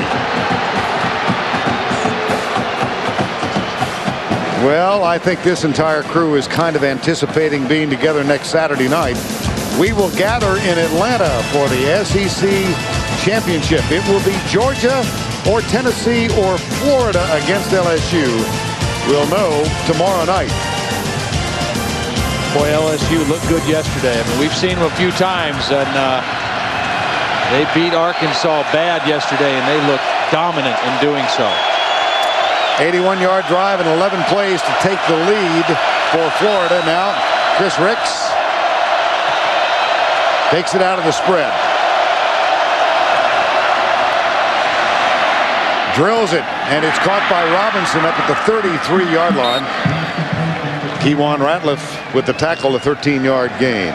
You know, we already had our Home Depot coach's decision in the game, but I like the Home Depot, so I'll give them another pop here. I think one of the best decisions we've seen today was Mickey Andrews, the defensive coordinator, that last series, calling timeout. When they were really getting flustered against this Florida offense, they called timeout and got regrouped and held Florida out of the end zone and settled for a field goal. That was a big timeout. Now the referee stops the clock here. Issue with the play clock, which... Please start the 25-second clock on the proper notification. Or else. Let's check the CBS Sportsline stat of the game. Yards by half. Look at the edge Florida has enjoyed. Get all your complete college football stats at CBSSportsline.com. First and 10. In addition to that 74 yards of offense for Florida State, 4 punts here in the second half as well. So an important series right now for Chris Ricks and the Seminoles. Florida brings 6. Ricks across the middle. He's got PK Sam. Very nice. Yes, it was. And that's a first and 10 Florida State after a 20-yard game.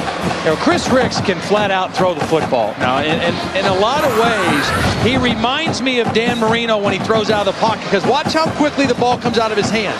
It's a very short, compact, quick delivery with a short stride with his left foot. I mean, when he sets up and throws it, he can flat out throw the ball. 2 nice throws in a row, and the Seminoles across the 50-yard line. That's pretty high praise from one quarterback to another. About a third. Yeah. First down and 10. Now, you got credibility. Dan was the man, I'll tell you. Ricks overthrows. Oh, Robinson made the catch. He went up, climbed the ladder, and got it. There is a flag on the play. And for the moment, let's go back to New York for this Pontiac high performance. All right, Vern, Maryland once down by 15 using Bruce Perry big time today. He has 16 carries for 202 yards. Here he goes in to make it 41-28. He and Chris Barkley have put on a show. The Wake Forest running back has 243 yards rushing for Wake. Vern? All right, Tim, while we were away, offside indicated against Florida. They marched off 5. And that will set up a first down at the 36-yard line. And credit to Chris Ricks and the Florida State offense for not giving up on that play. They knew they had the penalty, the offsides. They stayed with it, and they got more yardage with the catch than they would have gotten for the penalty. 12-yard gain.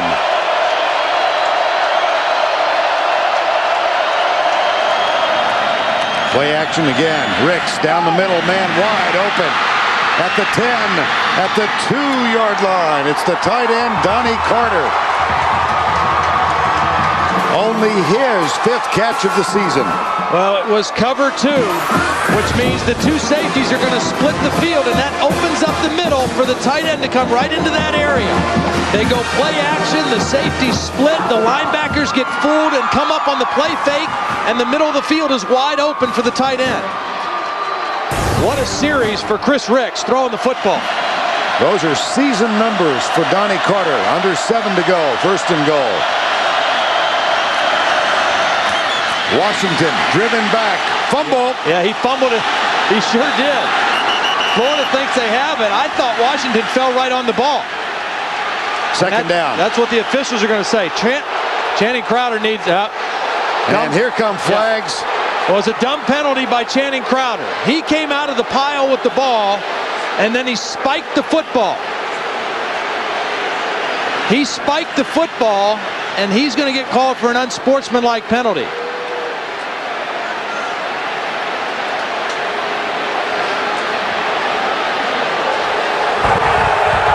The fumble was recovered by the fumbler, making it 2nd down.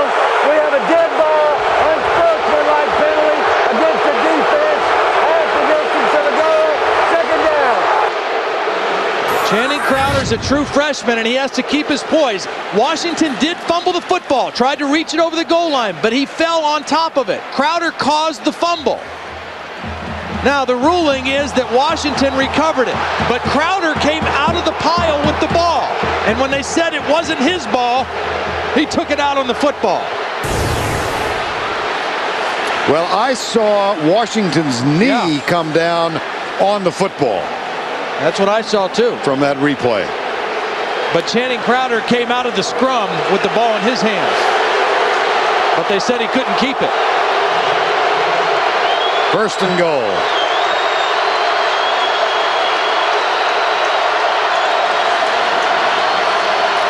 Quarterback keeper, no. Let's take another look at the Washington carry on the previous play. He tried to stretch the ball to the goal line. Channing Crowder knocked it out with his left hand. Now, when he comes down the ground, that's Washington's left knee that's on the football. And as he's reaching for it, Crowder's reaching for it. And Crowder came out of the pile with the ball, but the officials called it down. Timeout, Florida State. I have never done a game where I've seen so many plays that were fumbles or could have been fumbles, weren't called fumbles. An unusual football game today.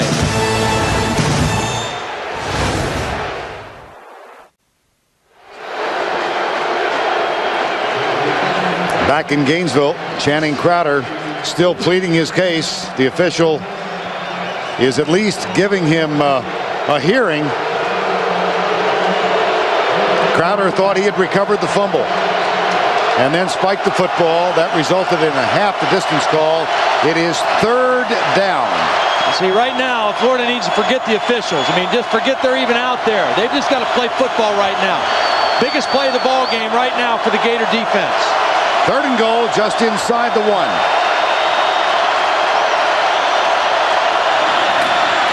Handoff. Don't believe he got it. Bobby McCray goes over. 4th down. Now what do you do if you're Bobby Bowden? I think you go for it. There's 5.5 minutes left.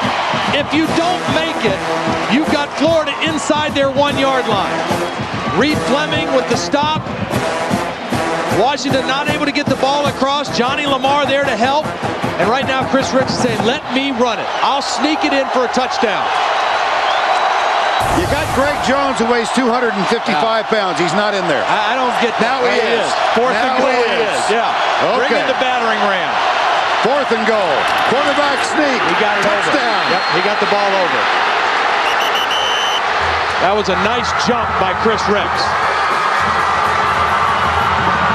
He hesitated just enough so that he could get a good leap and stick the ball over the goal line. Watch Chris Ricks. Little step back pause, and then stretch that ball over the plane of the goal line and then protect it. What a series by Chris Ricks. Throwing the football. Nice play calling by Jeff Bowden. We talked about Ed Zonbrecker. Extra point. Bethia up.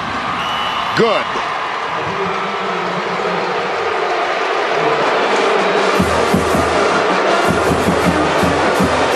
He asked for it. He was given the opportunity. He almost scored before he left his feet. FSU leads. This is titanium. One of the sharpest metals known to man. Now available in a somewhat more manageable size. The new Remington Titanium Series. The world's only shaver with the sharpness of titanium-coated trimmer blades for a shave that's incredibly close and comfortable. Remington Titanium. It could just make all other shavers obsolete. It's the comedy everybody loves. I told you I wanted to go golfing. Yeah, and I said too bad. I thought that meant for you. Don't miss Everybody Loves Raymond, CBS Monday. CBS Monday. You really think that you can do a better job disciplining our children than we can? I think a monkey and a blow-up doll could do a better job. Yes, dear. Catch the laugh, CBS Monday. Sunday on 60 Minutes, what did Mike Wallace say to Lawrence Taylor, one of the most fearsome players in football history, that made him cry? 60 Minutes Sunday. Well, boos rain down from the 90,000 here. Maybe a fifth of whom are Florida State fans. They're not booing. They're cheering. Here's Reed Fleming, senior linebacker. Well, I mean, Florida. You know, the bottom line is there have been a lot of iffy calls in the game as a result relates to turnovers or possible turnovers, and almost all of those calls have gone against Florida. I mean, that's just the way it has been. Now the key is you've got to put that behind you and play the game that's in front of you. Don't worry about the officials. Keep your poise and keep playing. 80-yard drive in 8 plays. It took 3 minutes. Ricks got the touchdown, and Bethia will kick off. That was a fine series by Chris Ricks and fine play calling by Jeff Bowden to get the lead for Florida State. Here is a very high, very short kick, almost dropped and picked up, and it is returned out near the 40-yard line. Skylar Thornton, number 25 on the special teams. And good field position for Florida now. 31-27, 4:54 to go. A little surprised by that strategy by Bobby Bowden with the short, high kickoff. You give Chris Leak the football at the 40-yard line. I mean, they need a touchdown to take the lead here. A field goal only brings them within 1. So good field position to start for Chris Leak. Play fake on first down, the pump, and then deep. He goes for Carlos Perez and overthrows him by 3 or 4 yards. Second down and 10. Well, Florida needs this to affect the BCS standings to have any chance of getting to the SEC championship game. Well, not only that, I mean, the other thing that Florida's playing for is they're playing for bowl positioning, because even if they don't get to Atlanta, a win over Florida State, who is going to the BCS, will enhance what bowl they might go to in January. Second down and 10. Leak steps up, he'll run. Gets a block from O.J. Small. He's got a first down at the 46-yard line. See, he didn't do that in the first half. He's learned his in-game adjustment right now has been, this defense is too fast for me to hesitate. So if it's not there, I've got to make the decision and go right now. And when he did it, he got the first down. I mean, he's certainly athletic enough to make that play, but when you hesitate against a fast defense, you're not going to make the play. First down and 10, a 13-yard gain. Handoff, Carthen starts right, bolts out of the tackle inside the 40 to the 38, where B.J. Ward applies the brakes. And again, a reminder that Florida only with 1 timeout. Now, Florida State only has 1 timeout at this point as well.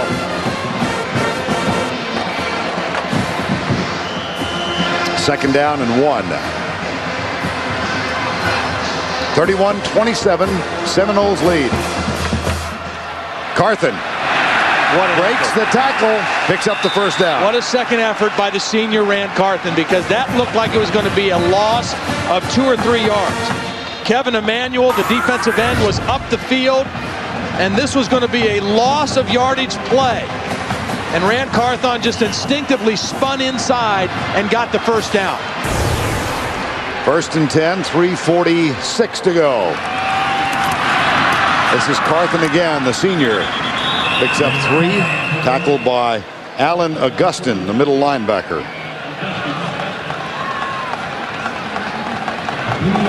Another mass substitution by Mickey Andrews, bringing in some fresh legs. A 3-man defensive front now. Quick snap, screen pass out to the left side. Good job of blocking. And O.J. Small cuts inside the 25 to the 24-yard line. And a good use of the snap count by Chris Leak. He saw that they were substituting people, trying to get new guys into the defense. Go with the quick count. Maybe surprise them and get guys out of position. 3rd and 2. Again, Chris Leak looks over at Ed Zonbrecker, the offensive coordinator. His demeanor never seems to change. It never does. Every now and then you see him jump up and down if he makes a play or if he misses a throw. 3rd and 2. Leak caught behind the line. Look at him struggle. I don't think he got enough, but he's close for the first down. Nice play by Claudius Osai.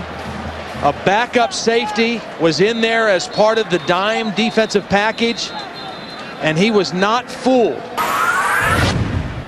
They tried to fake and get Chris Leak to the corner, and Osai was there to make the play. And a Florida player down just inside the 30-yard line. The medical staff out to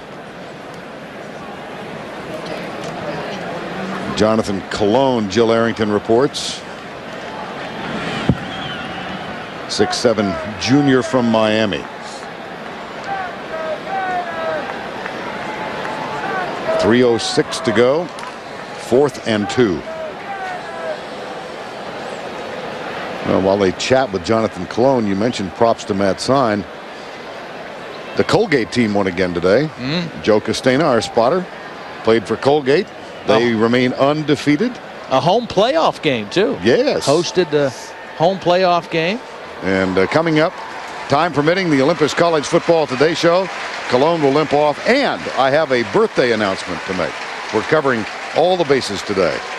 Happy birthday to our statistician, Santa Monica, Chuck Gardner.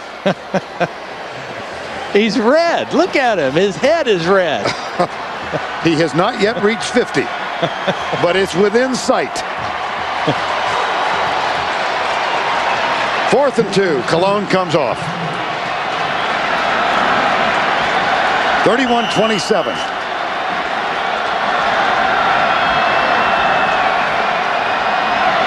Leak. They're changing the play. They're setting it up. 4th and 2. FSU showing a blitz. They're coming. Leak comes out to the left. He'll run for it. He's got it. Out of bounds at the 25. What a heads-up play by Chris Leak. He saw the blitz. I don't think this was a designed quarterback run, but he saw the blitz coming from the outside, and he thought he could get to the corner. He gets out there. That was a called pass play. That was not a called quarterback run, but a quick recognition and a quick decision by Chris Leak to get the first down. Or maybe not. I thought he had it easily. Yeah, I did too. They're going to measure. Kendall Pope was the guy chasing. Well, I thought this was a no-brainer.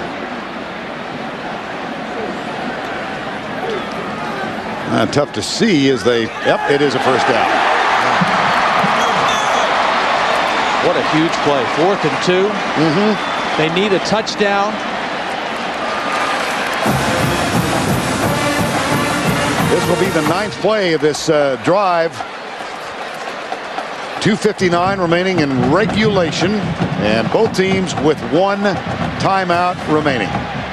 This possession critical because there's no guarantee of when you might get the ball, if you might get the ball back again, and if you do, how much time or how much field you'd have to go to try to win the football game. Leak has 2 receivers wide right.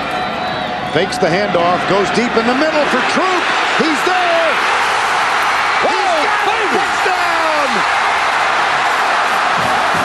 What a throw!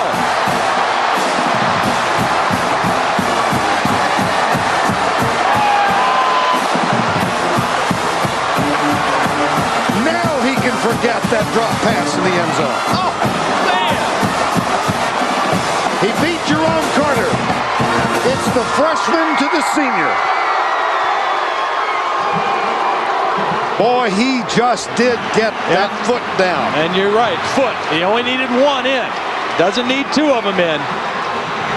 4 catches, 121 yards. Sean Morton controls the snap, which was a little high. And Ben Troop from Augusta.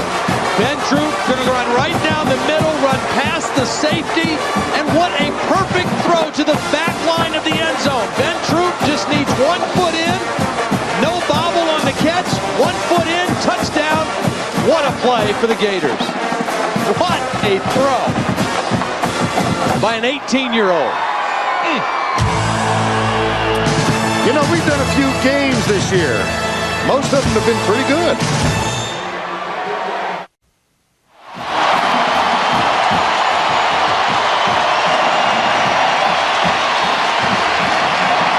Well, hasn't quieted down since we went away. And Ben Troop, the senior from Augusta, and Kewan Ratliff, the senior from Columbus, with reason to celebrate for the moment. But we've got 2 minutes and 50 seconds left in this one. Leon Washington back. Matt Petrovich will tee it up. And again, Florida has been burned by some kickoff problems today. They got to focus on the task at hand, which is being disciplined on their kickoff lanes and cover this kickoff. Here's Petrovich, booms it. Washington will bring it out from 3 yards into the end zone. He is a speedster, but there's good coverage at the 28-yard line. Now, I want to look at something on this touchdown. The guy to keep an eye on is the safety, Jerome Carter. Now, for some unexplainable reason, he's going to take a couple steps up. There's no play-action fake in the back, a little fake. That little play-action fake made the safety step up, and then Ben Troop was able to run behind him to get to the end zone. And watch the end of the play. 1 foot in, the official right there to make the call. Wow. There's the foot. 1st and 10, Florida State trailing by 3. Plenty of time for Chris Ricks. They only need a field goal to tie the game, and they've got 1 timeout in their pocket. Hand off, right side, Booker, ankle tackle, Daryl Dixon, number 34. 2 weeks ago, in Florida State's last game, they went into overtime against North Carolina State, 2 overtimes, and won the game on a Leon Washington touchdown run in the 2nd overtime. So, overtime not unfamiliar for Chris Ricks and the Florida State offense. 2nd down and 6. It's Booker and Coleman in the backfield. 3 wides. 2 to the left, 1 to the right. 4 down for Florida. Football. Ricks gets it, but he's tackled at the 24. Boy, that's a costly mistake. Chris Ricks was looking at the defense, and he lost his concentration on the snap. I don't think it was a bad snap. It wasn't, but his eyes were downfield instead of on the football. And for that 1 moment, he lost concentration. And now it's 3rd and 14 for the Seminoles.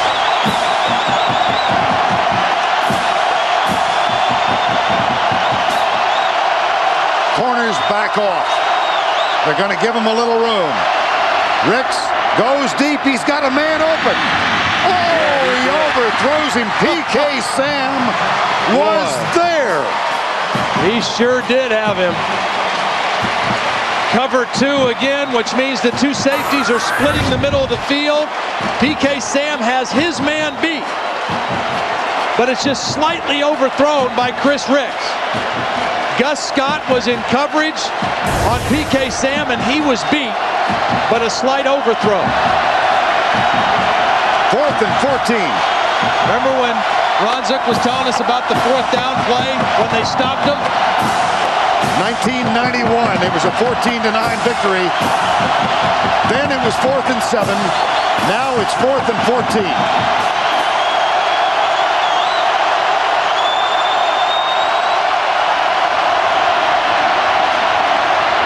Left side, man open, Robinson, first down at the 48.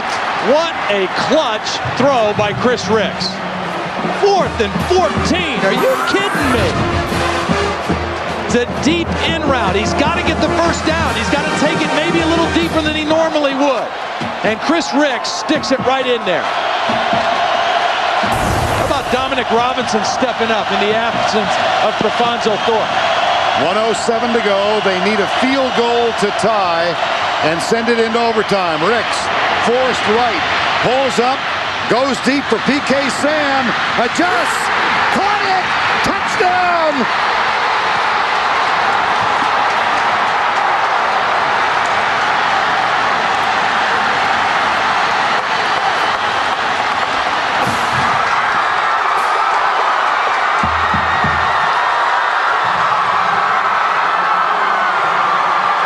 Gus Scott was beat on the 3rd down play, but Chris Ricks overthrew it. Gus Scott was beat on this play, and Chris Ricks didn't overthrow it. He got totally turned around and didn't know where the football was, and PK Sam made the catch. Now this becomes important. Bethia got it. But credit Chris Ricks for buying a little extra time by scrambling out of the pocket.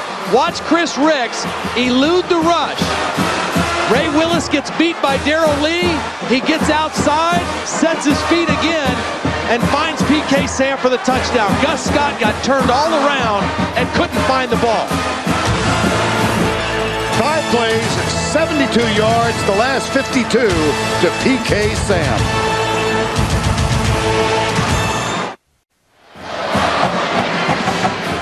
We invite you to jump on the seesaw and ride with us. Back and forth, up and down.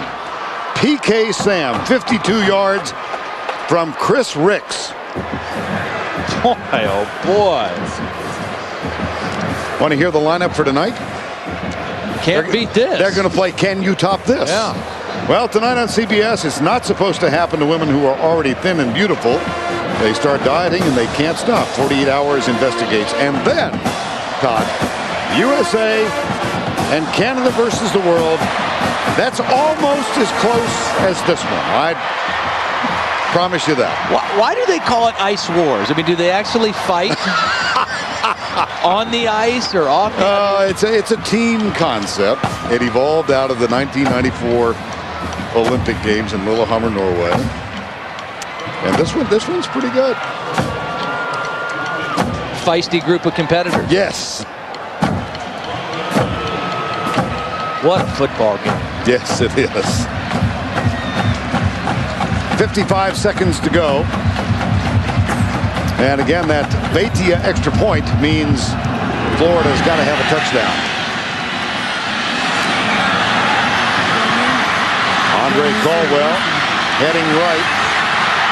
Down the sidelines and out of bounds at the 31. Let's take another look at the go-ahead touchdown. Well, this is Gus Scott, and here's PK Sam's going to run to the post. Now, when the safety split, Scott is responsible for picking up the guy in the middle, and he's in pretty good shape. I mean, he gets on his hip, but you know, the timing, because Chris Ricks scrambled, that meant he had to cover him longer than he was accustomed to, and he just got turned around at the end of the play. But the scramble out of the pocket made this play take longer than it normally would have, and Gus Scott got beat. 1 timeout remaining. The ball on the 31-yard line. 38-34, Florida State. Right side, and the defender slipped, and the ball is incomplete, intended for Kelvin Kite. That was Rufus Brown, number 7. Florida still has 1 timeout. You want to save that for the absolute time that you need it the most. You need a touchdown. Field goal does you no good with 42 seconds left. Clock stops if you make a first down. Leak will scramble. This takes a lot of time. Yes, it does. Takes a lot of time to run and then to uncover the pile, and they're going to have to use their timeout. 32 seconds to go. FSU leads it by 4.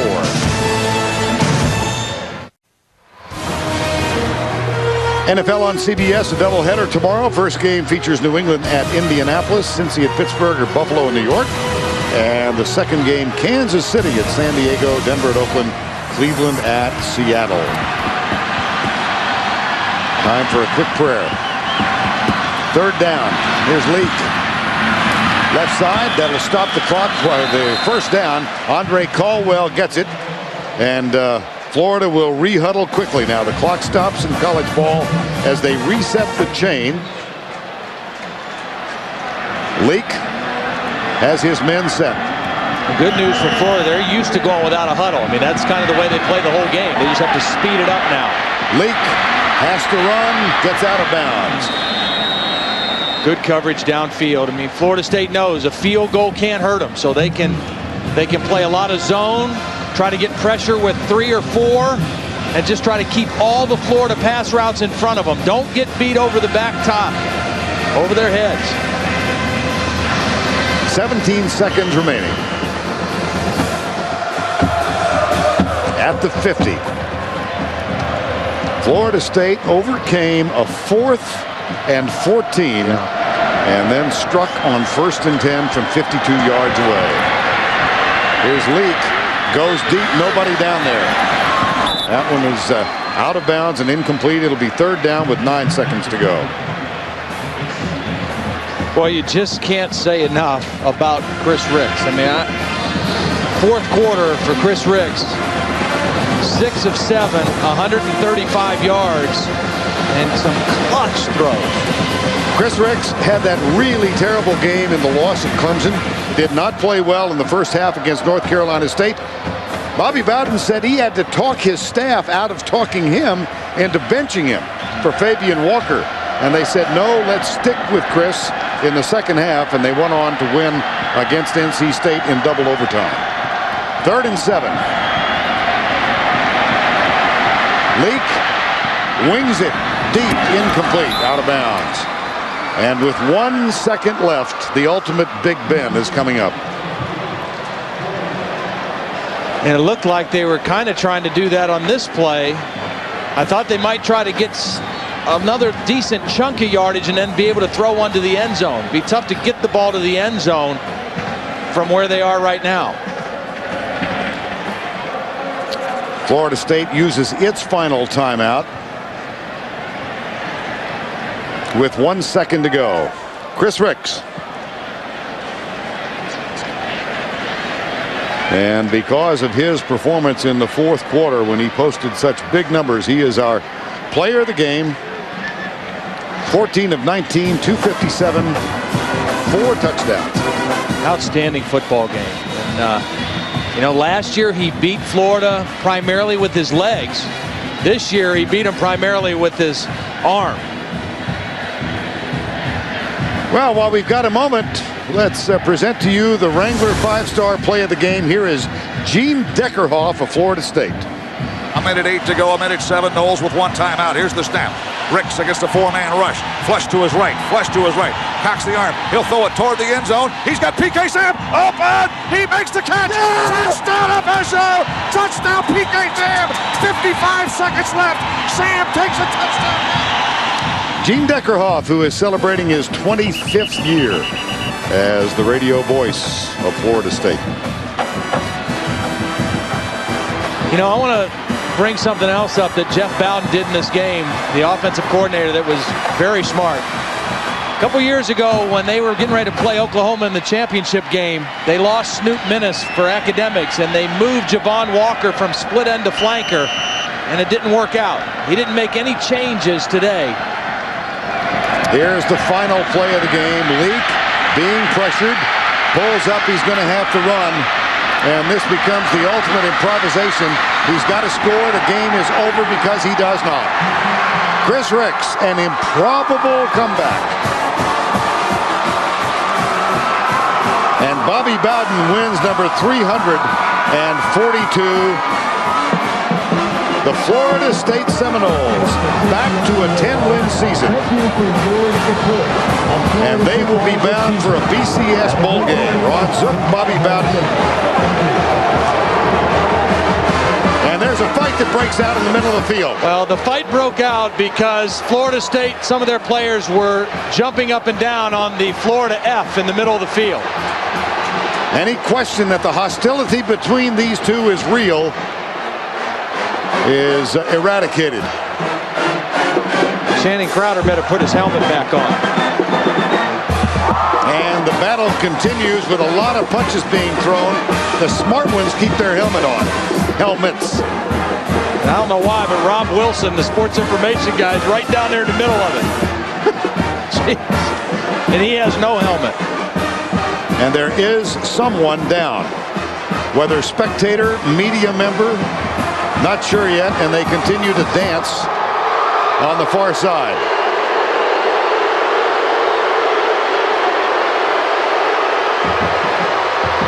Now the fracas has ended. And there goes a Gatorhead.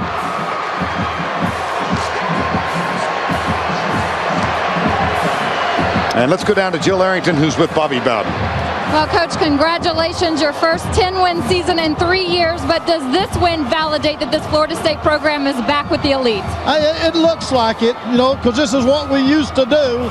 That was probably the most exciting game we've had with Florida in years. I don't know how we came back and won it. Well, Coach, emotions are high. This fight here on the field, does that kind of spoil what you've just done? Yeah, I wish we hadn't done that. I don't know why it started, but these kids are pretty intense against each other. I'm sorry it happened.